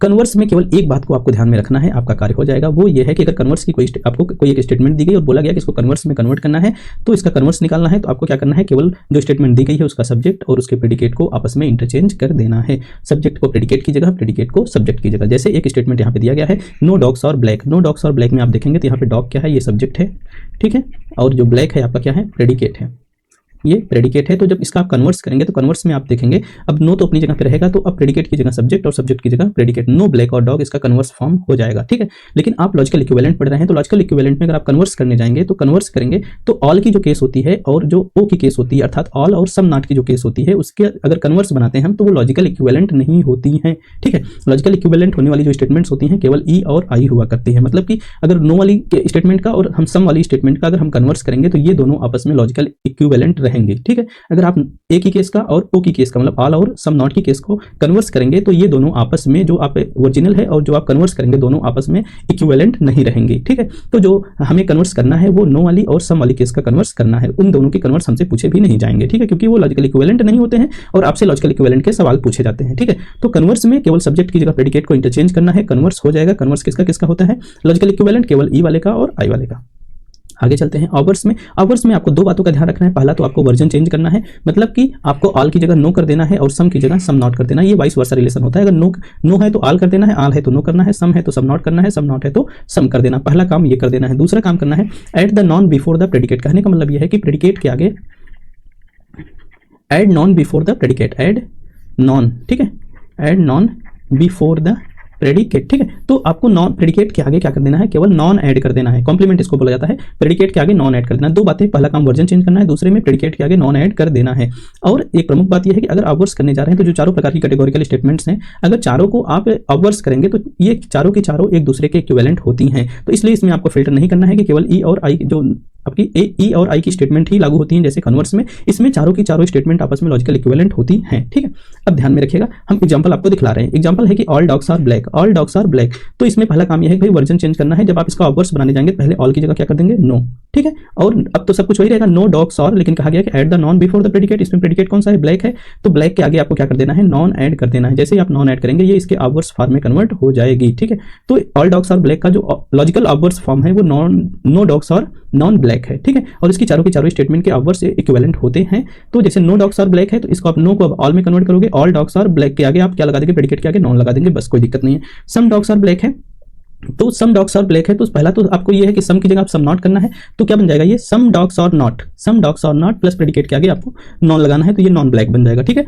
दूसरा some dogs are not black, अब ये सम नॉट है, some dogs are not black पहले से ही सम नॉट है, तो इसको आपको सम में कन्वर्ट कर देना होगा, तो ये बन जाएगा सम डॉग्स और प्रेडिकेट के आगे नॉन लगाएंगे, some dogs are non black बन जाएगा, ठीक है। तो इस तरह से आप आराम से इंटरचेंज कर सकते हैं। एक छोटा सा उदाहरण और दिखाऊं मैं, ऑल वाला ही। जैसे मैंने कहा कि all S is P, S is subject predicate, ठीक है। तो अगर हमने कहा कि इसका ऑवर्स फॉर्म बताओ, ठीक है, इसका जब आप ऑवर्स फॉर्म बनाएंगे पहले ऑल को इंटरचेंज करेंगे नो में, आप कहेंगे सर नो एस इज, ये प्रेडिकेट है, प्रेडिकेट के आगे नॉन लगा दीजिए, all no S is non P, no S is non P, sir इसका ऑवर्स फॉर्म है और ये इसका लॉजिकल इक्विवेलेंट भी है, ठीक है। तो इसी प्रकार आप किसी का भी ऑवर्स निकाल सकते हैं। पहला आप वर्जन इंटरचेंज करना है, दूसरा प्रेडिकेट के आगे आपको क्या लगाना है, कॉम्प्लीमेंट लगा देना है नॉन के रूप में, ठीक है। और जो ऑवर्स होता है चारों प्रकार की कैटेगोरिकल स्टेटमेंट्स की जो होती हैं उनके आपके ऑवर्स इक्विवेलेंट होते हैं, ठीक है। अब हम आते हैं कंट्रापोजिशन की तरफ। कंट्रापोजिशन भी आपके उसी जैसा है, लेकिन दो बातें इसमें भी आपको ध्यान में रखनी है। पहला तो यह है कि सब्जेक्ट और प्रेडिकेट को आपस में इंटरचेंज कर देना है जैसे हम कन्वर्स में करते थे, ठीक है। दूसरा काम यह है कि सब्जेक्ट के साथ नॉन लगाना है और प्रेडिकेट के साथ भी नॉन लगाना है। आप ऑवर्स में केवल प्रेडिकेट के साथ नॉन लगा रहे थे, लेकिन कंट्रापोजिशन में आपको सब्जेक्ट और प्रेडिकेट दोनों के साथ नॉन को ऐड करना है। बस दो काम, सब्जेक्ट और प्रेडिकेट को इंटरचेंज करना है और सब्जेक्ट के साथ नॉन लगाना है प्लस प्रेडिकेट के साथ नॉन लगाना है, ठीक है। हाँ, ध्यान रखने वाली ये बात है, जैसे आप जब कन्वर्स पढ़ रहे थे तो कन्वर्स में केवल ए और ओ की ए और ओ वाली जो स्टेटमेंट थी उसके लॉजिकल इक्विवेलेंट उपलब्ध नहीं थे, केवल ई और आई के लॉजिकल इक्विवेलेंट पॉसिबल थे। ठीक है, उसी प्रकार अगर आप आएंगे काउंटर पोजीशन में, तो काउंटर पोजीशन में ई और आई के लॉजिकल इक्विवेलेंट पॉसिबल नहीं होते हैं। अगर कुछ पॉसिबल होता है तो ए के और ओ के, मतलब कि अपोजिट होता है कन्वर्स का। ठीक है, केवल इक्विवेलेंट के मामले में और नियम के मामले में नहीं। ठीक है, तो याद करने के लिए आप ऐसे कर सकते हैं, काउंटर पोजीशन में ए और ओ का पॉसिबल है लॉजिकल इक्विवेलेंट, प्लस कन्वर्स में जाएंगे तो ई और आई का लॉजिकल इक्विवेलेंट पॉसिबल है, और ओवर्स का चारों पॉसिबल है। ठीक है, तो हम उदाहरण की तरफ ले चलते हैं। जैसे एक उदाहरण हमने लिया कि ऑल एस एच पी, हमने कहा कि इसको आपको काउंटर पोजीशन में कन्वर्ट करना है, तो आप कहेंगे सर पहले इसके सब्जेक्ट को प्रेडिकेट से कन्वर्ट कर दे। हमने कहा ठीक है, तो अब यस आपका सब्जेक्ट है, पी आपका प्रेडिकेट है, इंटरचेंज करेंगे तो आपका पी सब्जेक्ट हो जाएगा। प्लस ये दूसरा नियम यह है, सब्जेक्ट के साथ भी नॉन लगाना है और प्रेडिकेट के साथ भी नॉन लगाना है, तो आप कहेंगे सर ये बन जाएगा all non P is non yes, all non P is non yes, मतलब कि प्रेडिकेट सब्जेक्ट प्रेडिकेट को इंटरचेंज किया प्लस उसके आगे नॉन लगा दिया। अब जो नो की कंडीशन होती है उसमें तो काउंटर पोजीशन पॉसिबल है नहीं, सम की कंडीशन में काउंटर पोजीशन पॉसिबल है नहीं। अब जो सम नॉट की कंडीशन होती है इसमें पॉसिबल होती है, सम यस इज नॉट पी है। ठीक है, जब इसको आप काउंटर पोजीशन करने जाएंगे तो पहला काम तो सब्जेक्ट और प्रेडिकेट इंटरचेंज होगा, तो पी यस की जगह आ जाएगा, तो सम नॉन पी बन गया, सम नॉन पी, अब सब्जेक्ट के आगे नॉन लगाना है, non P is not non S, some non P is not non S. इस तरह से आप काउंटर पोजीशन तैयार कर सकते हैं। इसका हम आपको क्रक्स दिखला देते हैं कि किसका converse, overs and counter position का कुछ नहीं करना, बस इतनी बात याद रखनी। कन्वर्स अगर आप करने जा रहे हैं तो आपको ध्यान रखना है सब्जेक्ट और प्रेडिकेट को इंटरचेंज कर देना है। केवल ई वाले और आई वाले स्टेटमेंट का हम कन्वर्स कर सकते हैं लॉजिकल इक्विवेलेंट के रूप में, ए और ओ का लॉजिकल इक्विवेलेंट पॉसिबल नहीं होता है। ठीक है, ओवर्स में जाएंगे तो ओवर्स में आपको वर्जन चेंज करने हैं, प्लस प्रेडिकेट के आगे नॉन लगाना है, प्रेडिकेट के आगे नॉन लगाएंगे, और ध्यान में रखना है कि इसके चारों की चारों स्टेटमेंट के लॉजिकल इक्विवेलेंट पॉसिबल होते हैं। अगर काउंटर पोजीशन में आप जा रहे हैं तो पहला काम यह है कि सब्जेक्ट और प्रेडिकेट को आपस में इंटरचेंज करना है, दूसरा सब्जेक्ट और प्रेडिकेट के आगे आपको नॉन ऐड करना है, इसको कहा जाता है कॉम्प्लीमेंट ऐड करना। ठीक है, ध्यान रखने वाली बात यह है कि जिसमें कन्वर्स वाली जो स्टेटमेंट होती है, कन्वर्स में आप आल में और ओ में कन्वर्जन नहीं कर पाते हैं, उसका कन्वर्जन लॉजिकल इक्विवेलेंट नहीं होता है। लेकिन काउंटर पोजीशन में यस और यस कहने का मतलब है ऑल और सम नॉट का काउंटर पोजीशन लॉजिकल इक्विवेलेंट होता है, और नो और सम का काउंटर पोजीशन लॉजिकल इक्विवेलेंट नहीं होता था, इसका ये अपोजिट होता है। एक को याद कर लीजिए, फिर उसको पलट दीजिए, फिर इसका याद रहेगा कि चारों हो जाएगा। ठीक है, तो ये बातें हैं आपके converse, overs and counter position की। उम्मीद करता हूं बातें आपको समझ आ गई होंगी। अब बारी आती है कि एग्जाम में सवाल कैसे आएंगे। एग्जाम में सवाल बच्चा कन्वर्स, ओवर्स और काउंटर पोजीशन करके नहीं आते हैं। जो आपसे सवाल पूछा जाएगा वो आपका एक स्टेटमेंट दिया जाएगा, उससे पूछा जाएगा कि इसका लॉजिकल इक्विवेलेंट क्या होता है, लॉजिकल इक्विवेलेंट क्या होता है। तो आपको पहचानना होगा कि कन्वर्स किया जा रहा है, ओवर्स किया जा रहा है, कि काउंटर पोजीशन किया जा रहा है, आपको पहचानना होगा। आप कैसे पहचानेंगे? अगर कोई ऐसा स्टेटमेंट है जिसके केवल सब्जेक्ट और प्रेडिकेट को इंटरचेंज किया गया है तो कन्वर्स होगा। अगर प्रेडिकेट के आगे केवल प्रेडिकेट के आगे नॉन लगा है तो वो ओवर्स की कंडीशन होगी। अगर नॉन सब्जेक्ट एंड प्रेडिकेट दोनों के आगे लगा होगा तो वो काउंटर पोजीशन की कंडीशन होंगी। ठीक है, फिलहाल हम आपको सवाल की तरफ ले चलते हैं।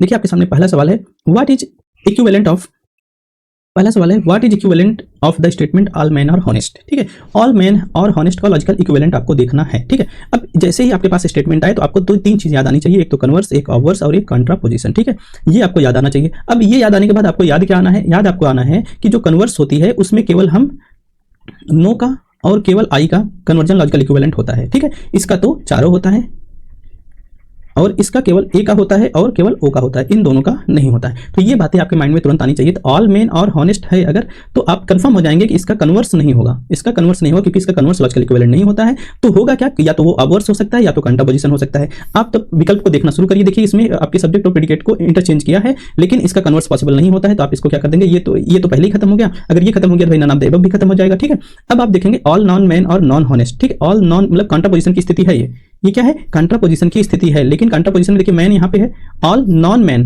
और नॉन हॉनेस्ट लिखा है। ठीक है, अब ये क्या किया है, ये सब्जेक्ट और प्रेडिकेट को इंटरचेंज नहीं किया है। लेकिन काउंटर पोजीशन क्या होता है, सब्जेक्ट और प्रेडिकेट भी इंटरचेंज होता है, तो आप इसको काट देंगे। तो यहाँ पे जो राइट विकल्प मिलेगा आपका ये मिल जाएगा, ऑल नॉन हॉनेस्ट और नॉन मैन। ठीक है, काउंटर पोजीशन में क्या है, पहला काम सब्जेक्ट और प्रेडिकेट को इंटरचेंज करना प्लस नए वाले जो सब्जेक्ट और प्रेडिकेट मिल रहे हैं उसके आगे नॉन लगा देना। ठीक है, तो इस तरह से आप विकल्पों को फाइंड आउट करेंगे। दूसरे सवाल की तरफ ले चलते हैं, इसका जवाब दीजिए। ऑल नॉन मेमल्स और नॉन वेल्स कह रहा है कि इसका लॉजिकल इक्विवेलेंट हमको चाहिए, इसका इक्विवेलेंट हमको चाहिए। ऑल नॉन मेमल्स और नॉन वेल्स, एक चीज आप देख पा रहे होंगे कि ये जो स्टेटमेंट है ये खुद ही कॉन्ट्रा में है। ये क्या है, खुद ही कॉन्ट्रा में है, तो इसका इक्विवेलेंट आपसे पूछा जा रहा है। देखिए ये अब कॉन्ट्रा में क्या होता है, कॉन्ट्रा में पहले सब्जेक्ट और प्रेडिकेट इंटरचेंज होते हैं प्लस दोनों के आगे नॉन लगते हैं। तो आप देखिए कोई ऐसा विकल्प हो, आप इसको जब कन्वर्ट करेंगे तो ये बनेगा क्या, ऑल सब्जेक्ट और प्रेडिकेट अपनी जगह आएंगे, डब्ल्यू वेल्स बन जाएगा, ऑल वेल्स और मेमल्स क्या बन जाएगा, all whales are mammals. Right जवाब क्या बनेगा, ऑल वेल्स आर मेमल्स। ठीक है, मतलब कांटा था, कांटा से इसको हम जनरल में वापस कर दिए। अब एक दूसरा सवाल देखिए, विच of the following proposition is overs, पहले लिख दिया है। ठीक है, ओवर्स एंड लॉजिकल इक्विवेलेंट पूछ रहा है किसका, नो सी और रिवर। अब भाई आपको सोचना है नहीं, अगर ओवर्स कर रहा है तो ओवर्स के चारों जो स्टेटमेंट होते हैं सबके लॉजिकल इक्विवेलेंट पॉसिबल होते हैं। अब ओवर्स के नियम आपको याद होने चाहिए कि ओवर्स का नियम क्या है। ओवर्स का नियम ये है कि पहला काम तो आपको वर्जन को इंटरचेंज करना है। वर्जन चेंज करेंगे, आल को किस में करेंगे, नो में, और नो को करेंगे सम नॉट में, मतलब कि आपस में इंटरचेंज होगा दोनों का, वाइस वर्सा रिलेशन, ठीक है। दूसरा काम आपका क्या होता है, दूसरा काम होता है आपके प्रेडिकेट के आगे, प्रेडिकेट के आगे क्या लगाना होता है, नॉन लगाना होता है। प्रेडिकेट के आगे नॉन लगाना होता है। तो आप देखना शुरू करिए, नो की जगह ऑल किस में है, ये तो पहले खत्म हो गया, ये खत्म हो गया, ठीक है। नो की जगह आगे ऑल ही होगा, ठीक है, ऑल होगा। तो अब ऑल कंफर्म हो गया, ऑल सी और, देखिए इसमें ऑल तो है लेकिन प्रेडिकेट इसके आगे नहीं, नॉन लगा नहीं है, कॉम्प्लीमेंट लगा नहीं है, तो राइट विकल्प क्या होगा, ऑल सी और नॉन रिवर, ठीक है।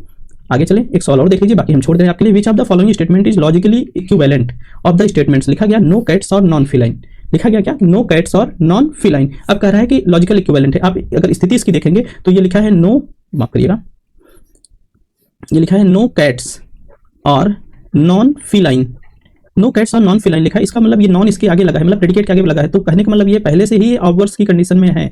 अब इसको आपको जनरल बना लेना है। जब जनरल बनाने जाएंगे तो पहले तो नो वाला तो ऐसे ही खत्म हो जाएगा, नो वाला तो ऐसे ही खत्म हो जाएगा। अब ऑल के बाद नॉन लगा है इसमें, ठीक है, जबकि इसके प्रेडिकेट में लगता है तो ये भी खत्म हो जाएगा। मतलब जब इसको आप जनरल बनाएंगे तो ये तो नॉर्मल नॉन तो रहेगा ही नहीं। अब आप दूसरे में देखेंगे तो अब ये बना कि नो की जगह क्या आएगा, ऑल आ जाएगा, ऑल कैट्स और नॉन हट जाएगा, आपका क्या बन जाएगा, फी लाइन। अगर आप इसको ऑवर्स करेंगे, जब इसका ऑवर्स करेंगे जब, तो ये बनेगा ऑल की जगह नो कैट्स और प्रेडिकेट के आगे नॉन लगाएंगे, नॉन फी लाइन, ठीक है। अर्थात इसका जो राइट आंसर होगा ये तीसरा इसका राइट आंसर बन जाएगा, ठीक है। तो इस हिसाब से आपको सवालों के बारे में सोचना है और करना है। एक सवाल हम आपको और दिए, हमने लिखा कि some flowers are roses, some flowers are roses, इसका आपको कन्वर्स करना है। देखिए मैं सवाल को सरल बना दिया हूँ, कन्वर्स लिख दिया हूँ, ठीक है, लेकिन मैं आपको एक्चुअल में बताऊं कि बहुत कम सवाल ऐसे दिखेंगे जिसमें आपको कन्वर्स, ऑवर्स और कॉन्ट्रापोजिशन लिख के आएगा, ठीक है। इसमें आपको ढूंढना पड़ेगा, लिखा रहेगा लॉजिकल इक्विवेलेंट, जैसे अन्य सब सवालों में लिखा रहता है। जैसे देखिए इसमें लिखा है लॉजिकल इक्विवेलेंट, इसमें लिखा है ऑवर्स की कंडीशन, इसमें लिखा है कॉन्ट्रापोजिटिव, इसमें लिखा है इक्विवेलेंट की कंडीशन। तो इसको आपको ऐसे ही फाइंड आउट करना होगा। तो मैं सवाल आपको बता रहा था ये वाला, सम फ्लावर्स आर रोजेज, तो what is the converse of this statement. अब देखिए सम है तो एक तो आपको अच्छे से पता है कि अगर आप कन्वर्स कर रहे हैं तो केवल सब्जेक्ट और प्रेडिकेट आपस में इंटरचेंज होते हैं। दूसरा ए आई ओ हो, गलत हो गया, ए ई आई ओ में से केवल दो के लॉजिकल इक्विवेलेंट पॉसिबल होते हैं, ऑल के नहीं होते हैं और आपके ओ के नहीं होते। देख लीजिए इसलिए सम का दिया है। ई का मतलब क्या है, ई का मतलब नो होता है और आई का मतलब क्या होता है, सम होता है, ठीक है। तो लिखा है सम फ्लावर्स आर रोजेज, तो आप इसको जब कन्वर्ट करेंगे तो केवल से नहीं करना है, केवल इंटरचेंज करना है। तो ये बन जाएगा सम रोजेज और फ्लावर्स, कन्वर्स कर रहे हैं ना, सम रोजेज और फ्लावर्स, पहला इसका राइट जवाब बन जाएगा, ठीक है, पहला इसका राइट जवाब बन जाएगा। तो इस तरह से हम आपके लिए 2-3 सवाल, एक ये सवाल, दूसरा ये, तीसरा ये, चौथा ये 4 सवाल आपके लिए छोड़ रहे हैं। इन चारों के जवाब आप कमेंट सेक्शन में हमको बताइएगा। आप बतला पाएंगे जब आपके कॉन्सेप्ट क्लियर हो गए होंगे, जो हमने बातें बताई आप इसको अच्छे से समझ गए होंगे। तो एकदम कंफर्म मान के चलिए यहाँ से सवाल आना ही आना है। हम मूड्स एंड फिगर की बात करें तो मूड्स एंड फिगर 2 मुख्य पॉइंट से मिलकर बना होता है। एक को हम बोलते हैं क्वांटिटी, दूसरे को हम बोलते हैं क्वालिटी। अब ये भी एक बात बन के आएगी कि क्वांटिटी क्या होती है और क्वालिटी क्या होती है। अभी तो इतना जानिए कि क्वांटिटी प्लस क्वालिटी से मिलकर मूड्स बनता है, ठीक है। अब क्वांटिटी क्या होती है, क्वांटिटी के नीचे एरो में देखिए लिखा है all no some some not. ये ऑल नो सम और सम नॉट है, इनको हम कैटेगोरिकल प्रोपोजिशन के नाम से जानते हैं, इनको हम कैटेगोरिकल प्रोपोजिशन के नाम से जानते हैं। और ये जो ऑल नो सम और सम नॉट है, इनको हम ए ई आई ओ से रिप्रेजेंट किया करते हैं। एक बार अगर पूछा गया कि क्वांटिटी क्या है तो आप कहेंगे कि ये चारों क्वांटिटी हैं, all no some some not, ठीक है। इन चारों को हम कैसे रिप्रेजेंट करते हैं, ऑल को ए के साथ, नो को ई के साथ, सम को आई के साथ और सम नॉट को ओ के साथ रिप्रेजेंट किया करते हैं। इन चारों को सम्मिलित रूप से कैटेगोरिकल प्रोपोजिशन बोला जाता है। आपके जो सिलेबस दिया है लॉजिकल रीजनिंग में, उसमें हमसे कैटेगोरिकल प्रोपोजिशन के बारे में ही पूछा गया है या उसी से संबंधित हमसे सवाल पूछा जाता है। दूसरा वर्ड यहाँ पे लिखा है क्वालिटी। क्वालिटी क्या होती है, हमने क्वालिटी के आगे लिखा है पॉजिटिव एंड निगेटिव अथवा निगेटिव, मतलब कि कोई भी ऐसा स्टेटमेंट है जो कि या तो पॉजिटिव होगा या तो निगेटिव होगा। इसी में अगर आप देखेंगे तो सम नॉट और नो, आपको 2 वैल्यूज ऐसी हैं जो कि निगेटिव दिख रही होंगी। ऑल मतलब सभी, सम मतलब कुछ, 2 वैल्यूज ऐसी हैं जो कि आपको पॉजिटिव दिख रही होंगी, ठीक है। तो quantity all no some some not है। ये all no some some not क्या है, कैटेगोरिकल प्रोपोजिशंस हैं, ठीक है। इनको हम ए ई आई ओ से रिप्रेजेंट करते हैं। इनका जो नाम है ए ई आई ओ आप एकदम कंठस्थ कर लीजिएगा, ठीक है। क्वालिटी पॉजिटिव होगी अथवा निगेटिव होगी, तो क्वांटिटी और क्वालिटी से मिलकर बन क्या रहा है, मूड्स बन रहा है, ठीक है। अब हम ये चीजें तो ठीक है। अब हम आपको एक स्टेटमेंट ले रहे हैं, ठीक है, एक प्रीमाइस ले रहे हैं। इसको स्टेटमेंट ना करके हम प्रीमाइस बोल सकते हैं, ठीक है। एक हम प्रीमाइस ले रहे हैं, ठीक है, premise all dogs are black, all dogs are black. अब एक प्रीमाइस को आप देखेंगे तो जो उसमें जो ऑल है, इसके पहले हमने आपको ये दिखाया ना कि ये क्या है, क्वांटिटी को रिप्रेजेंट कर रहा है। तो इसमें इस प्रीमाइस में ऑल जो है क्वांटिटी को रिप्रेजेंट कर रहा है। जो डॉग्स है, जैसे आप सब्जेक्ट और प्रेडिकेट पढ़ते हैं ना, जो सब डॉग्स है वो सब्जेक्ट को रिप्रेजेंट करता है और जो ब्लैक है वो प्रेडिकेट को रिप्रेजेंट करता है। ध्यान से देखिएगा, ठीक है, बहुत कम समय में हम ज्यादा बातें बतला रहे हैं आपको। ऑल है ये क्वांटिटी को रिप्रेजेंट कर रहा है और जो डॉग्स है ये आपका सब्जेक्ट को रिप्रेजेंट कर रहा है। आर जो है इसको हम क्वालिटी अथवा कॉपुला के नाम से जानते हैं, कॉपुला के नाम से। जैसे आप कहेंगे सर क्वालिटी के लिए तो आपने पॉजिटिव और नेगेटिव की बात की थी, हाँ इसके लिए हम पॉजिटिव और नेगेटिव की बात की थी। देखिए अभी आर लिखा है तो ये क्या इंडिकेट कर रहा है, हमको आर लिखा है तो ये हमको पॉजिटिव इंडिकेट कर रहा है। लेकिन अगर यहीं पे लिखा होता है और नॉट लिखा होता है तो हमको ये निगेटिव को रिप्रेजेंट कर रहा होता है। तो जो क्वालिटी है वो पॉजिटिव और निगेटिव को रिप्रेजेंट करती है, और जो ब्लैक है वो प्रेडिकेट को रिप्रेजेंट कर रहा है, ठीक है। तो जो क्वालिटी होती है हमको पॉजिटिविटी अथवा निगेटिविटी बताती है, और जो क्वांटिटी होती है, क्वांटिटी से हमें नंबर का पता चलता है, ठीक। क्वांटिटी मतलब मात्रा, जैसे आल की अगर बात करेंगे तो आल सभी की बात करता है, मतलब आल मात्रा में समझ में आ रहा है कि आल मतलब सभी, नो मतलब नहीं, मतलब कोई नहीं, ठीक है। सम मतलब कुछ होता है, सम मतलब सम नॉट मतलब कुछ नहीं होता है। तो जो क्वांटिटी होती है आपको नंबर्स बताती है, और जो क्वालिटी होती है उससे हमें पॉजिटिविटी और नेगेटिविटी का पता चलता है। तो कोई एक प्रीमाइस अगर दी जाए तो उसमें सब्जेक्ट कौन सा है, प्रेडिकेट कौन सा है, और क्वांटिटी क्या है, क्वालिटी क्या है, आप उसको मेरे ख्याल से अब आसानी से बता लेंगे।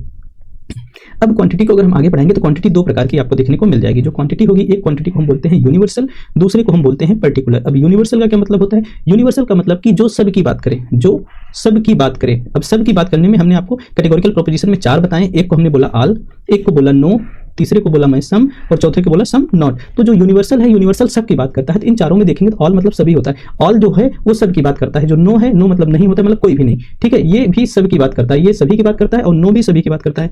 जो पर्टिकुलर है, पर्टिकुलर जो कुछ की बात करता है। पर्टिकुलर का मतलब क्या है? विशेष, जो कुछ की बात करता है। इसमें 2 स्टेटमेंट्स आपको मिलेंगी, एक सम वाली मिलेंगी, दूसरी सम नॉट वाली मिलेंगी। जो सम है वो कहता है कि कुछ, और जो सम नॉट है वो कहता है कुछ नहीं, ठीक है।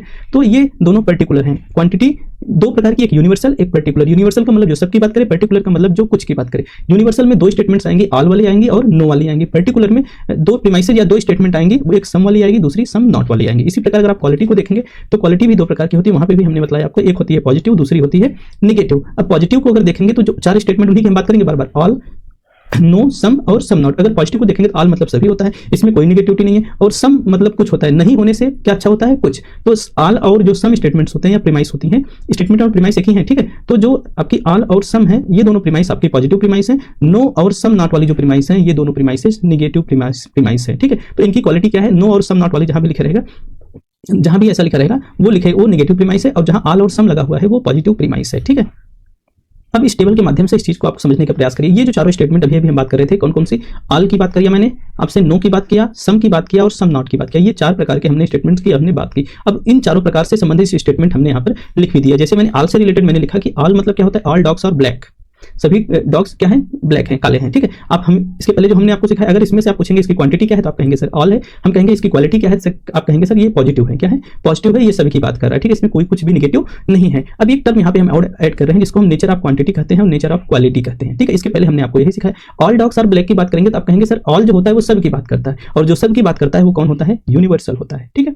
वो यूनिवर्सल होता है। ऑल डॉग्स आर ब्लैक, सभी डॉग क्या है? ब्लैक है। अर्थात ऑल क्या है? सब की बात कर रहा है, तो ये क्या है? ये पॉजिटिव नेचर का है, अथवा इसको हम अफर्मेटिव नेचर का भी बोलते हैं, पॉजिटिव अथवा अफर्मेटिव। अब दूसरा स्टेटमेंट आता है हमारा no dogs are black. No dogs are black की क्वांटिटी क्या है ऐसे जानेंगे। नॉर्मली तो नो है, लेकिन एक्चुअल में इसकी जो क्वालिटी है वो क्या है? नो सब की बात कर रहा है, इसलिए क्या है? ये यूनिवर्सल है, और नो होने की वजह से क्या है? ये निगेटिव है। तीसरा, सम डॉग्स आर ब्लैक की बात करेंगे। देखिए कुछ मतलब ना होने से सम अच्छा होता है, आप लोग इस बात को अच्छे समझ लेंगे। सब dogs are black, some dogs are black, इसकी क्वांटिटी आप देखेंगे नॉर्मली तो सम होती है, लेकिन नेचर ऑफ क्वांटिटी इसकी क्या है? पर्टिकुलर है। क्या है इसकी? पर्टिकुलर है। इसके पहले हमने आपको यही दिखलाया ना, कहां पे? ये देखिए, जो पर्टिकुलर है वो कौन कौन सा है? सम है और सम नॉट है।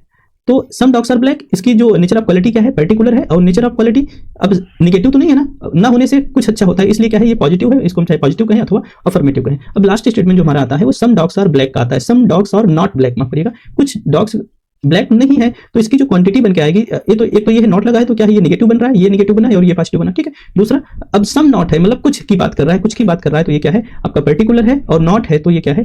निगेटिव है। एक चीज आपको यहां से समझ में आई होंगी, जो ऑल की केस बनती है, ऑल की केस में जो क्वांटिटी और इसकी क्वालिटी होती है, अगर हम यूनिवर्सल को यू से रिप्रेजेंट करें तो यू, और अगर हम नेचर ऑफ क्वालिटी को पॉजिटिव मतलब की पॉजिटिविटी को, सकारात्मकता को अगर हम ए से रिप्रेजेंट करें, अफर्मेटिव को, तो ये बनेगा यू ए। अगर नो की आप बात करेंगे, यूनिवर्सल अफर्मेटिव। जो ऑल की केस होती है वो यूनिवर्सल अफर्मेटिव होती है, जो नो की केस होती है, नो की केस में जाएंगे तो ये यूनिवर्सल तो होता ही है, इसके साथ में ये निगेटिव होता है, बनेगा क्या? You N. सम वाली केस पे आएंगे तो सम वाली केस तो पर्टिकुलर होती है, आपने देखा ही, तो ये पी बनेगा और ए बनेगा, अफर्मेटिव है, पी ए। और अगर सम नॉट वाली बात करेंगे तो सम नॉट में ये क्या है? ये तो पर्टिकुलर है, दूसरा ये नेगेटिव है, अर्थात पी एन बनेगा। अगर इस बात को भी आप ध्यान में रखिए तो आपके बहुत सारे सवाल लॉजिकल रीजनिंग के आराम से सॉल्व हो जाएंगे। ऑल की केस में जो उसकी क्वांटिटी और क्वालिटी होती है यू ए होती है, नो की केस में उसकी क्वालिटी और क्वांटिटी यू एन होती है, सम के केस में उसकी क्वालिटी और क्वांटिटी पी ए होती है, और सम नॉट की केस में उसकी क्वालिटी और क्वांटिटी पी एन हुआ करती है। ये बात आपको ध्यान रखने योग्य है। ये मूड्स एंड फिगर में तो काम जो आएगा ही, लेकिन इसके अलावा भी लॉजिकल रीजनिंग के बहुत सारे सवालों में ये चीज आपको बहुत काम आने वाली है। अब हम आगे चलते हैं। इसे कई टाइम ऐसे ही सवाल जनरली आपसे पूछ लिया जाते हैं। Find out the quantity of the proposition. Find out the, कोई एक स्टेटमेंट या प्रीमाइस दे देगा, पूछेगा कि उसकी क्वांटिटी बताओ। तो अब उसकी क्वांटिटी आपसे पूछ लिया, तो क्वांटिटी के लिए एक स्टेटमेंट दिया कि नो कार और ट्रक। नो कार और ट्रक के लिए भी हमने बताया जो नो की केस होती है, नो की केस सभी की बात करती है, अर्थात ये क्या होती है? यूनिवर्सल होती है। क्या होती है, यूनिवर्सल होती है, और नो लगा है इसलिए उसका जो क्वालिटी होती है वो निगेटिव होती है। तो इसका जो सही जवाब बनेगा वो यूनिवर्सल निगेटिव बनेगा। क्या सही जवाब बनेगा, यूनिवर्सल निगेटिव बनेगा। तो अगर हमें मूड्स का पता लगाना होता है तो हम क्वालिटी एंड क्वांटिटी दोनों को देखते हैं। ये लाइन भी पूछ ली जाती है।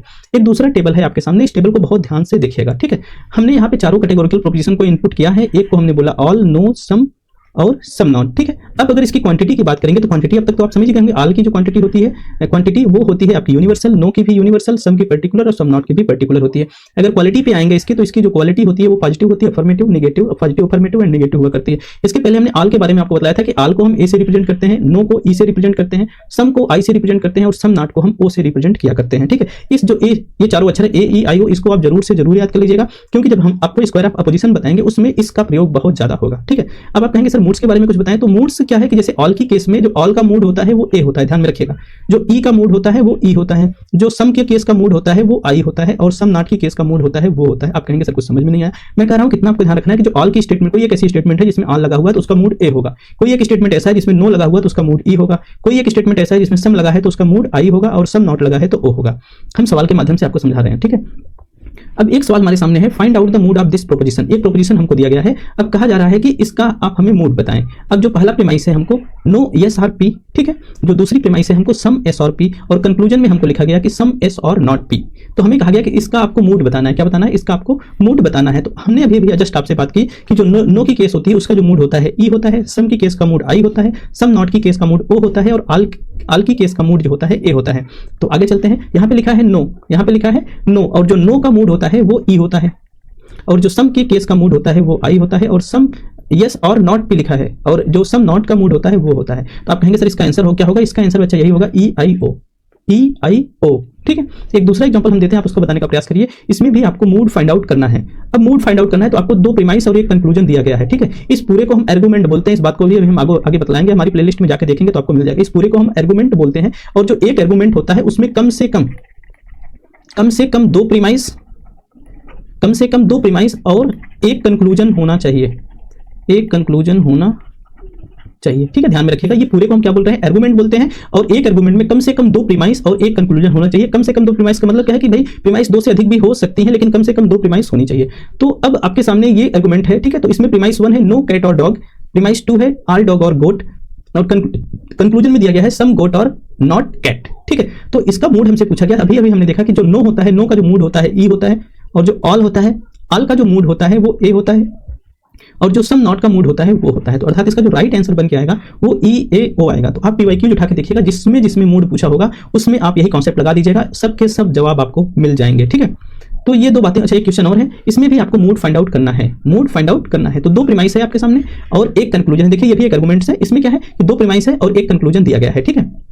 ये इसकी बेसिक कंडीशंस है, आर्गुमेंट की ये बेसिक कंडीशंस है। तो पहली प्रीमाइस में हमको लिखा गया ऑल लायन और टाइगर, दूसरी प्रीमाइस में लिखा गया सम रेट और लायन, और तीसरी कंक्लूजन में लिखा गया सम रेट और टाइगर। तो आपको मूड बताना है, ठीक है, आपको मूड बताना है। तो आप मूड ए की तरफ जाएंगे, कहेंगे सर ऑल का जो मूड होता है ए होता है। प्रीमाइस 2 में जाएंगे, सम का जो मूड होता है वो आई होता है, इसमें भी सम नॉट नहीं आई ही है, तो इसका भी ये भी सम है, तो इसका मूड क्या है आई है। तो इसका जो राइट आंसर बन के आएगा वो ए डबल आई बन के आएगा। तो इस तरह से आप मूड से रिलेटेड जो भी सवाल होंगे उसको आप उम्मीद करता हूं अब इजीली सॉल्व कर लेंगे। इसके बाद हम आपको फिगर की तरफ ले चलते हैं। जो हमारा टॉपिक था मूड्स एंड फिगर था, तो मूड्स को हमने कवर कर लिया। अब हम फिगर की बात करने चल रहे हैं। ध्यान से सुनिएगा मेरी बात को, ये भी बात आपके लिए, जो फिगर है, फिगर को तो आप कवर करेंगे, प्लस इससे अतिरिक्त बहुत सारी चीजें आप जानेंगे इसी में, फिगर में ही। तो जो फिगर होता है, फिगर मिडिल टर्म को कंसीडर करता है, ठीक है। कोई एक प्रोपोजिशन हमको दी गई है, कोई एक हमें प्रीमाइस दी गई है, उस प्रीमाइस में वो मिडिल टर्म को फाइंड आउट करता है या उसी को ध्यान में रखता है। अब मिडिल टर्म में क्या होगा, अब जो प्रीमाइस होती है वो जो मिडिल टर्म होता है वो प्रीमाइसेस में देखने को मिलता है, प्रीमाइस 1 में, प्रीमाइस 2 में। अब कहेंगे मिडिल टर्म क्या होता है, हम कहते हैं कि प्रीमाइस 1 और प्रीमाइस 2 में जो कॉमन होगा वो मिडिल टर्म होगा, ठीक है। ध्यान से सुनिएगा, जो फिगर होता है वो मिडिल टर्म को कंसीडर करता है। मिडिल टर्म आपको कहां मिलेगा, मिडिल टर्म आपको प्रीमाइस 1 में मिलेगा, प्रीमाइस 2 में मिलेगा। ध्यान में रखिएगा, जो मिडिल टर्म होता है कभी भी आपको कंक्लूजन में देखने को नहीं मिलेगा। अगर वो कंक्लूजन में दिख रहा है इसका मतलब है कि मिडिल टर्म नहीं है।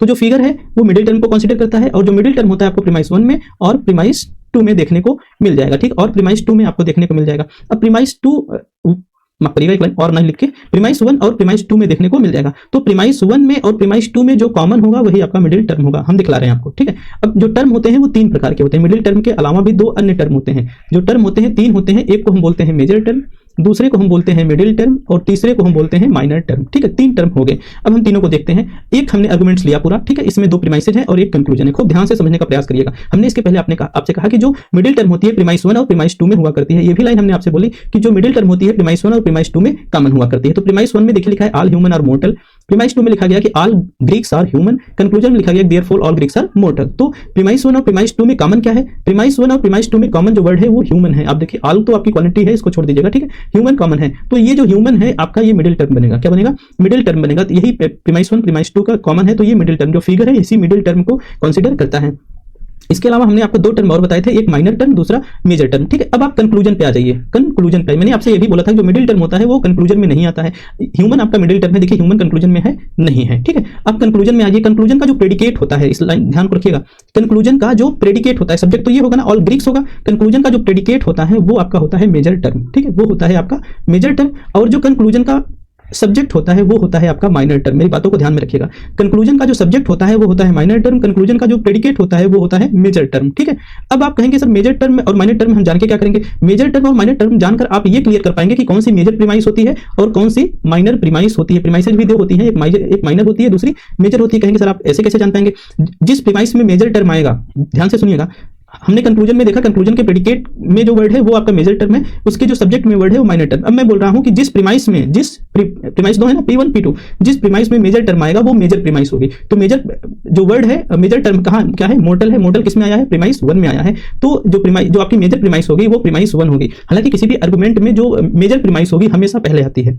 किसी भी आर्गुमेंट में जो मेजर प्रीमाइस होती है वो हमेशा पहले आती है, लेकिन कई एक टाइम आपको उलझाने के लिए मेजर प्रीमाइस को नीचे भी कर दिया जाता है, तब आप उसको इसी टर्म मेजर टर्म के आधार पे जान पाएंगे कि ये मेजर प्रीमाइस है और वो माइनर प्रीमाइस है। ठीक है, अभी हम वैसा सवाल आपको दिखला रहे हैं। तो मोर्टल क्या है? मेजर टर्म है। तो मोर्टल किसमें आ रहा है? प्रीमाइस 1 में आ रहा था। जो प्रीमाइस 1 है वो क्या है? मेजर प्रीमाइस है। अब माइनर टर्म क्या है? माइनर टर्म आपका ग्रीक है। माइनर टर्म आपका ग्रीक है। अब ये जो ग्रीक है, ग्रीक देखिए आप किसमें आ रहा है? प्रीमाइस 2 में आ रहा है, जो था जो प्रीमाइस 2 है वो आपकी माइनर प्रीमाइस है। उम्मीद करता हूं इतनी बातें आपको समझ आई होंगी। आगे ले चलता हूं। अब नोट में कुछ बातें आप ध्यान में रखिएगा, जो बातें अभी बोला हूं वही बातें यहां पे लिखा है कि जो मेजर प्रीमाइस होगी वो हमेशा प्रीमाइस 1 होगी, और जिसमें मेजर टर्म आएगा वो प्रीमाइस 1 होगी। जिसमें मेजर टर्म आएगा वो प्रीमाइस 1 होगी, जिसमें मेजर टर्म आएगी वो मेजर प्रीमाइस होगी, जिस प्रीमाइस में मेजर टर्म आएगी वो प्रीमाइस मेजर प्रीमाइस होगी। ठीक है, प्रीमाइस 1 एंड प्रीमाइस 2 में जो कॉमन रहेगा वो क्या कहलाएगा? मिडिल टर्म कहलाएगा। मिडिल टर्म कभी भी आपका कंक्लूजन में नहीं आएगा। जो कंक्लूजन होगा, कंक्लूजन का जो प्रेडिकेट होगा ऑलवेज वो मेजर टर्म होगा। ध्यान रखिएगा, जो कंक्लूजन का प्रेडिकेट होगा वो ऑलवेज क्या होगा? मेजर टर्म होगा। ठीक है, कंक्लूजन का जो सब्जेक्ट होगा ऑलवेज वो माइनर टर्म होगा। ये बातें आपको ध्यान में रहेंगे तो आप major, minor, middle, major premise और माइनर प्रीमाइस आसानी से निकाल लेंगे। ठीक है, आगे चलता हूं। अब देखिए एक स्टेटमेंट आपके सामने फिर से है। अब पहले हम ढूंढते हैं क्या कि मिडिल टर्म क्या है। मिडिल टर्म के लिए होने के लिए आवश्यक टर्म क्या है? भाई प्रीमाइस 1 और प्रीमाइस 2 में कॉमन होना चाहिए। तो हमने प्रीमाइस 1 ली और प्रीमाइस 2 ली, इसमें हमने कॉमन वर्ड देखा तो ह्यूमन मिला। हमको क्या मिला? ह्यूमन मिला था। कहा कि जो ह्यूमन वर्ड है वो मिडिल टर्म है। चलो ठीक है भाई, मान लिया। अब मैं कंक्लूजन पे आया। कंक्लूजन पे आके देखा कि जो मोर्टल है वो कंक्लूजन के प्रेडिकेट में आ रहा है। तो हमने आपको मोर्टल के लिए कहा कि जो कंक्लूजन के प्रेडिकेट में आएगा वो हमेशा मेजर टर्म होगा, और जो कंक्लूजन के आपके सब्जेक्ट में आएगा वो हमेशा माइनर टर्म होगा। अब आपने देखा कि मोर्टल यहाँ पे है और मेजर टर्म है, लेकिन आपने देखा कि ये प्रीमाइस 2 में आ रहा है। मोर्टल कौन है? तो मोर्टल देखिए यहाँ पे है और मोर्टल प्रीमाइस 2 में आ रहा है, जबकि इसके पहले हमने आपको बताया कि वो प्रीमाइस मेजर प्रीमाइस होगी जो जिसमें आपका मेजर टर्म आएगा, और मेजर प्रीमाइस जो होगी हमेशा पहले आती है। हमेशा कब आती है? पहले आती है। अर्थात यहाँ पे फॉल्ट है, यहाँ पे एरर है। और दूसरा देखिए ग्रीक्स है, ग्रीक्स आपका माइनर टर्म है और ग्रीक्स पहले वाले प्रीमाइस में है। तो ये क्या है कि ये आपकी माइनर प्रीमाइस बन जाएगी और फिर जो सेकंड वाली है वो मेजर प्रीमाइस होगी। जब इसको आप करेक्ट करते हुए लिखेंगे तो आप यहाँ पे लिखेंगे जो P1 होगी वो ऑल ह्यूमन आर मोर्टल वाली होगी, ऑल ह्यूमन आर मोर्टल, और जो आपकी प्रीमाइस 2 होगी वो बनेगी all Greeks are human, all Greeks are human. Conclusion में फिर निकल के आएगा कि all Greeks are mortal, all Greeks are mortal. तो कुछ इस तरह से अगर आपका जो आप मेजर टर्म के आधार पे अगर प्रीमाइसेज को आगे पीछे भी कर दिया गया है तो भी आप उसको आइडेंटिफाई कर लेंगे। ठीक है, उम्मीद करता हूं बताई बातें समझ गए होंगे आप। आगे चलता हूं। अब देखिए जो कॉन्सेप्ट फिगर होता है, फिगर 4 प्रकार के फिगर बनते हैं, जिसको हम फिगर 1, फिगर 2, फिगर 3 और फिगर 4 के नाम से जानते हैं। ठीक है, 4 प्रकार के फिगर बनते हैं, फिगर 1, फिगर 2, फिगर 3 और फिगर 4। तो सबसे पहले हम फिगर 1 की बात करते हैं। सबसे पहले हम फिगर 1 की बात करते हैं। फिगर 1 में देखिए, फिगर में बताया कि जो फिगर कंसीडर करता है किसको? मिडिल टर्म को। इसको कंक्लूजन से कोई मतलब नहीं होता है, तो मिडिल टर्म को कंसीडर करता है। हमने तो 2 प्रीमाइसेज हमने ले ली। एक को हमने बोला कि ऑल ग्रीक्स आर ह्यूमन, दूसरे को हमने बोला मिलन इज ग्रीक्स। ठीक है, 2 प्रीमाइसेज हुई, premise 1, premise 2, all Greeks are human, दूसरा मिलन इज ग्रीक्स। ठीक है, अब ध्यान से देखिएगा, हमने कहा कि जो दोनों में कॉमन टर्म है वो आपका मिडिल टर्म है। तो आपने देखा ग्रीक्स क्या है, दोनों में कॉमन था, आपने इसको मिडिल टर्म मान लिया। अब एक चीज यहाँ पे ध्यान से सुनिएगा, प्रीमाइस 1 को अगर देखेंगे तो प्रीमाइस 1 में जो सब्जेक्ट है ये तो सब्जेक्ट है ना, इसके पहले तो यही पहचाना बताए थे हम आपको कि ऑल ग्रीक्स आर ह्यूमन में जो ग्रीक्स है वो आपका सब्जेक्ट है और जो ह्यूमन है आपका वो प्रेडिकेट है, ठीक है। लेकिन मिडिल टर्म यहाँ पे क्या बन रहा है, ग्रीक बन रहा है, इसलिए हम ग्रीक को यहाँ पे कंसीडर कर रहे हैं। तो ग्रीक को अगर देखेंगे तो प्रीमाइस 1 में जो ग्रीक है आपका सब्जेक्ट है, हमने यही लिखा प्रीमाइस 1 में सब्जेक्ट इज मिडिल टर्म, जो सब्जेक्ट है वो आपका प्रीमाइस 1 में मिडिल टर्म है। लेकिन इसी के अपोजिट अगर आप प्रीमाइस 2 को देखेंगे तो प्रीमाइस 2 में जो मिडिल टर्म है वो प्रेडिकेट है, जो मिडिल टर्म है वो क्या है, प्रेडिकेट है। तो इसलिए जो पैटर्न बन रहा है वो यस पी पैटर्न बन रहा है, ठीक है। यस पी पैटर्न बन रहा है, 4 पैटर्न बनेंगे, ठीक है। स्टेटमेंट में 4 पैटर्न बनेंगे। अगर यस पी पैटर्न बन रहा है तो वो फिगर 1 होगा, ध्यान में रखिएगा इस बात को, ठीक है। यस पी पैटर्न बन रहा है तो वो फिगर 1 होगा जब प्रीमाइस 1 का सब्जेक्ट आपका मिडिल टर्म हो और प्रीमाइस 2 का प्रेडिकेट आपका मिडिल टर्म हो, तो यस पी पैटर्न बनेगा और आंसर में क्या बनेगा, फिगर 1। अब हम सेकंड की तरफ चलते हैं। सेकंड में हमने देखा, हमने फिर से 2 प्रीमाइसेज ली, सम मैंगो आर स्वीट और दूसरी प्रीमाइस में लिखा गया Y is sweet. Some mango are sweet और दूसरी प्रीमाइस में लिखा गया वाई इज स्वीट। हमने मिडिल टर्म फाइंड आउट करना शुरू किया। मिडिल टर्म में हमने देखा कि दोनों में कॉमन है अगर कुछ तो स्वीट है, तो हमने स्वीट को as a middle term consider कर लिया। अब प्रीमाइस 1 में देखा तो प्रीमाइस 1 अब तो सब्जेक्ट मैंगो है ना और प्रेडिकेट कौन है, स्वीट है, तो प्रीमाइस 1 को हमने कंसीडर किया और देखा कि जो आपका मिडिल टर्म है वो प्रेडिकेट है, जो मिडिल टर्म है आपका प्रीमाइस 1 में वो प्रेडिकेट है और प्रीमाइस 2 में जो आपका मिडिल टर्म है वो भी प्रेडिकेट है, अर्थात पीपी पैटर्न बन रहा है, ठीक है। ध्यान से सुनिएगा, प्रेडिकेट आपका प्रीमाइस 1 में भी है, प्रीमाइस 2 में भी वो प्रेडिकेट है, अर्थात बन क्या रहा है, पीपी पैटर्न। और अगर पीपी पैटर्न बनेगा तो हम उसको कंसीडर करेंगे एज अ फिगर 2, ठीक है। थर्ड पे आते हैं। थर्ड पे भी हमने 2 प्रीमाइसेज ली और दोनों प्रीमाइसेज में हम मिडिल टर्म फाइंड आउट करना शुरू किए। तो हमने देखा all dogs are black, dogs are intelligent, दोनों में हमने कॉमन ढूंढा तो हमें मिला डॉग्स। डॉग्स को हमने मिडिल टर्म कंसीडर कर लिया। अब मैं प्रीमाइस 1 को ध्यान में दिया तो प्रीमाइस 1 का जो सब्जेक्ट है वो मिडिल टर्म है और प्रीमाइस 2 को हमने देखा तो प्रीमाइस 2 का भी सब्जेक्ट है वो आपका मिडिल टर्म है, अर्थात यहाँ पे जो पैटर्न बन रहा है वो यस यस पैटर्न बन रहा है। अगर यस यस पैटर्न बन रहा है तो उसका जो आंसर बनेगा वो फिगर 3 बनेगा। अगर यस यस पैटर्न बन रहा है तो हम कहेंगे ये फिगर 3 है, ध्यान से देखिएगा। अब हम बात करते हैं फिगर 4 की। फिगर 4 में हमने फिर से 2 प्रीमाइसेज लिए, 4 कंडीशंस बनती हैं, ठीक है। अब हमने लिखा कि सम मैंगो आर स्वीट, प्रीमाइस 2 में ऑल स्वीट और गर्ल्स, ठीक है। तो हमने देखा कि इसमें मिडिल क्या है, मिडिल में हमको अगर कुछ मिला तो हमको स्वीट मिला, तो स्वीट को हमने क्या कंसीडर किया, मिडिल टर्म। अब प्रीमाइस 1 को देखा तो प्रीमाइस 1 का जो प्रेडिकेट है वो आपका मिडिल टर्म है, प्रीमाइस 1 का जो सब्जेक्ट है वो क्या है, मैंगो है और जो प्रेडिकेट है वो स्वीट है, तो प्रीमाइस 1 का जो प्रेडिकेट है वो आपका मिडिल टर्म है। जबकि प्रीमाइस 2 में गया तो प्रीमाइस 2 का जो स्वीट है, जो सब्जेक्ट है, ठीक है, स्वीट क्या है, प्रीमाइस 2 का सब्जेक्ट है, जो सब्जेक्ट है वो आपका मिडिल टर्म बना। इस हिसाब से देखेंगे तो पीएस पैटर्न बनता है, क्या, पीएस पैटर्न, ठीक है। अगर पीएस पैटर्न बन रहा है तो वो फिगर 4 कहलाएगा। अर्थात हमने 4 पैटर्न आपको बताएं, एक फिगर 1 के लिए एसपी पैटर्न, फिगर 2 के लिए पीपी पैटर्न और फिगर 3 के लिए एसएस पैटर्न और फिगर 4 के लिए पीएस पैटर्न, ठीक है। इन बातों को आप ध्यान में रखिएगा। अब इसी को याद कैसे करेंगे, फिगर 1, फिगर 2, फिगर 3। अब फिगर 1 के लिए एसपी पैटर्न है, फिगर 2 के लिए पीपी पैटर्न है, फिगर 3 के लिए एसएस पैटर्न है और फिगर 4 के लिए पीएस पैटर्न है, ठीक है। एक तो ऐसे भी याद कर सकते हैं normal SP PP SS PS, बस इतना ही याद कर लीजिए, आपका काम इसी क्रम में याद कर लीजिएगा, एसपी पीपी एसएस पीएस, बस इतनी यही चारों वर्ड से आप याद रखिए, एसपी पीपी एसएस पीएस। अब एसपी जब आएगी तो फिगर 1, पीपी बन रहा है तो फिगर 2, एसएस बन रहा है तो फिगर 3 और पीएस बन रहा है तो फिगर 4। बस इतनी सी बातें आप ध्यान में रखिए, आराम से आप सवाल को कर ले जाएंगे। चलिए हम आपको सवाल की तरफ लेके चलते हैं। पहला जो सवाल है, देखिए जो सवाल आएगा आपसे केवल मूड नहीं पूछा जाएगा और अमूमन आपसे केवल फिगर नहीं पूछा जाएगा। जब भी आपसे पूछा जाएगा वो फिगर एंड मूड दोनों पूछा जाएगा। जैसे यहाँ पे किया गया कि find out the figure and mood. पहला सवाल आपके सामने है, प्रीमाइस 1 में लिखा गया कि नो म्यूजिशियन आर इटालियंस, दूसरे में लिखा गया all dancers are musicians, all dancers are musicians.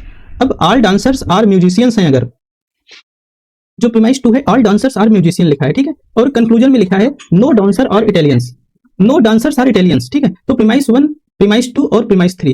अब अगर प्रीमाइस 1 का आप मूड देखने जाएंगे तो प्रीमाइस 1 का जब मूड देखेंगे तो यहाँ पे प्रीमाइस 1 में नो लिखा है, नो का मूड क्या बतलाया गया था, नो का मूड क्या, ए ई आई ओ, तो नो का मूड देखेंगे तो आपका बनेगा ई। फिर यहाँ पे आल लिखा है, आल का मूड क्या बताया था, ए, और no dancers are Italians, no का मूड क्या है, फिर से ई, तो इसका जो मूड बन के आएगा ई ए ई। अब एक चीज और ध्यान दीजिए कि अब आप फिगर के लिए आप काउंट किसको करेंगे, मिडिल टर्म को। जब आप मिडिल टर्म देखने गए तो मिडिल टर्म इसमें म्यूजिशियन, यही तो कॉमन है ना, म्यूजिशियन, तो मिडिल टर्म म्यूजिशियन बना। लेकिन प्रीमाइस 1 को देखेंगे तो प्रीमाइस 1 में आपका सब्जेक्ट जो है मिडिल टर्म बन रहा है और प्रीमाइस 2 को देखेंगे तो प्रेडिकेट मिडिल टर्म बन रहा है, अर्थात बन कौन सा पैटर्न रहा है, एस पी पैटर्न बन रहा है। तो हम जवाब में क्या देंगे, फिगर 1, अर्थात इसका जो सही आंसर होगा इसी रूप में आपसे पूछा जाएगा, ई ए ई डैश देख लिखा रहेगा फर्स्ट, ठीक है।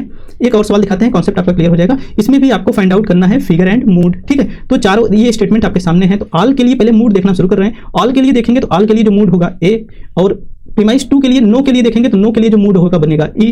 फिर से नो आ रहा है तो इसके लिए भी मूड बनेगा ई। अब लेकिन ध्यान रखना है कि फिगर क्या है, फिगर के लिए आपको मिडिल टर्म ढूंढना पड़ेगा। मिडिल टर्म आपको मिला इधर कॉन्फिडेंट और इधर मिला कॉन्फिडेंट। अब प्रीमाइस 1 में देखा तो जो मिडिल टर्म है वो क्या है, वो प्रेडिकेट है, और प्रीमाइस 2 में हमने देखा जो मिडिल टर्म है वो है आपका सब्जेक्ट, ठीक है। अर्थात पीएस पैटर्न बन रहा है, तो पीएस पैटर्न आपका चौथा है, ठीक है, पीएस, ठीक है, चौथा है। अर्थात ये जो इसका जो सही जवाब बनेगा वो पीएस पैटर्न बन रहा है, तो पीएस पैटर्न का मतलब होता है फिगर 4। तो जवाब में आप देंगे किसको, इस मूड को ले लेंगे, AEE/डैश देके 4, तो इसका जो राइट जवाब होगा AEE4, ठीक है। तो ये 2 सवाल रहे। आप इसके आधार पे फिगर एंड मूड के सवाल को बहुत आसानी से कर सकते हैं अगर आपको हमारी पूरी बातें ध्यान में रही होंगी। तो हम स्टार्ट से एक बार थोड़ा सा आपको फिर से समराइज कर देते हैं चीजें हमने क्या क्या बतलाई हैं आपको अभी तक।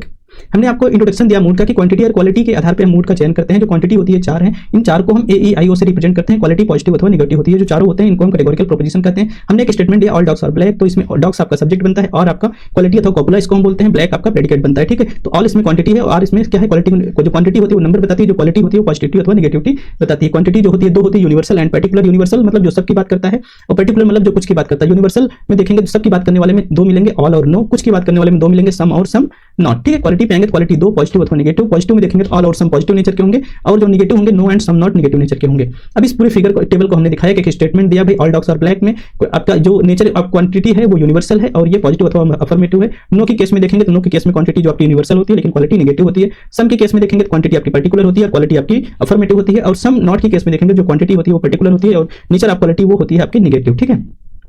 इसके अलावा हमने बताया कि जो ऑल की केस में ऑल का जो मूड होता है वो ए होता है, नो की केस में जो नो का मूड होता है ई होता है, सम की केस में सम का जो मूड होता है आई होता है, और सम नॉट की केस में जो सम का मूड होता है वो ओ होता है। तो आपको इस बात को ध्यान में रखना है और इस हिसाब से जवाब आपको करने हैं। जवाब करना हमने आपको सिखला ही दिया है। फिर से मैं आया फिगर पे हमने कहा कि हम मिडिल टर्म को कंसीडर करते हैं। मिडिल टर्म कहां होती है, प्रीमाइस 1 और प्रीमाइस 2 में होती है। मिडिल टर्म कभी भी कंक्लूजन में नहीं होती है। टर्म में 3 होते हैं, major term, middle term and minor term, ठीक है। हमने मिडिल टर्म माइनर टर्म को कैसे आप फाइंड आउट करेंगे। मिडिल टर्म के लिए प्रीमाइस 1 प्रीमाइस 2 देखना है, जो कॉमन होगा मिडिल टर्म होगा, और मेजर टर्म के लिए कंक्लूजन पे जाना है। कंक्लूजन का जो प्रेडिकेट होगा वो मेजर टर्म होगा, जो सब्जेक्ट होगा वो माइनर टर्म होगा। अब जिस प्रीमाइस में मेजर टर्म आएगी वो मेजर प्रीमाइस होगी, और जिस प्रीमाइस में आपकी माइनर टर्म आएगी वो माइनर प्रीमाइस होगी। जो मेजर प्रीमाइस होती है हमेशा पहले आती है, ठीक है। तो ये उसका उदाहरण था जो दूसरा वाला था, आप इसको एडजस्ट कर लीजिएगा, देख लीजिएगा। फिर फिगर 1 की हमने बात की, तो फिगर 1 में हमने 2 प्रीमाइसेस ली, इसका मिडिल टर्म देखा। एक के में सब्जेक्ट में मिडिल टर्म था, दूसरे में प्रेडिकेट में था, तो एसपी पैटर्न बना, तो फिगर 1 होगा। दूसरे के प्रेडिकेट में और दूसरे स्टेटमेंट के भी प्रेडिकेट में मिडिल टर्म बनता है, इसलिए पीपी पैटर्न बना। तीसरे में मैं गया तो उसके सब्जेक्ट में मिडिल टर्म था और उसके भी सब्जेक्ट में मिडिल टर्म था, तो एसएस पैटर्न बना था। फिगर 4 में गया तो जो प्रीमाइस 1 थी उसके प्रेडिकेट में मिडिल टर्म था और प्रीमाइस 2 के सब्जेक्ट में मिडिल टर्म था, इसलिए पीएस पैटर्न बना। इस आधार पर फिगर 4 बनेगा। तो फिगर 1 के लिए एसपी, और फिगर 2 के लिए पीपी, फिगर 3 के लिए एसएस और फिगर 4 के लिए पीएस। आपको याद कैसे रखना है, एसपी, पीपी, एसएस, पीएस। आप ऐसे याद रख लीजिए, फिगर से संबंधित सवाल कभी गलत नहीं होंगे। तो हमने आपको 2 सवाल करने सिखाए कि आप कैसे सवाल को करेंगे। इस हिसाब से अगर आपके एग्जामिनेशन में ऐसे सवाल आते हैं तो आप उनको इजीली सॉल्व आउट कर सकते हैं।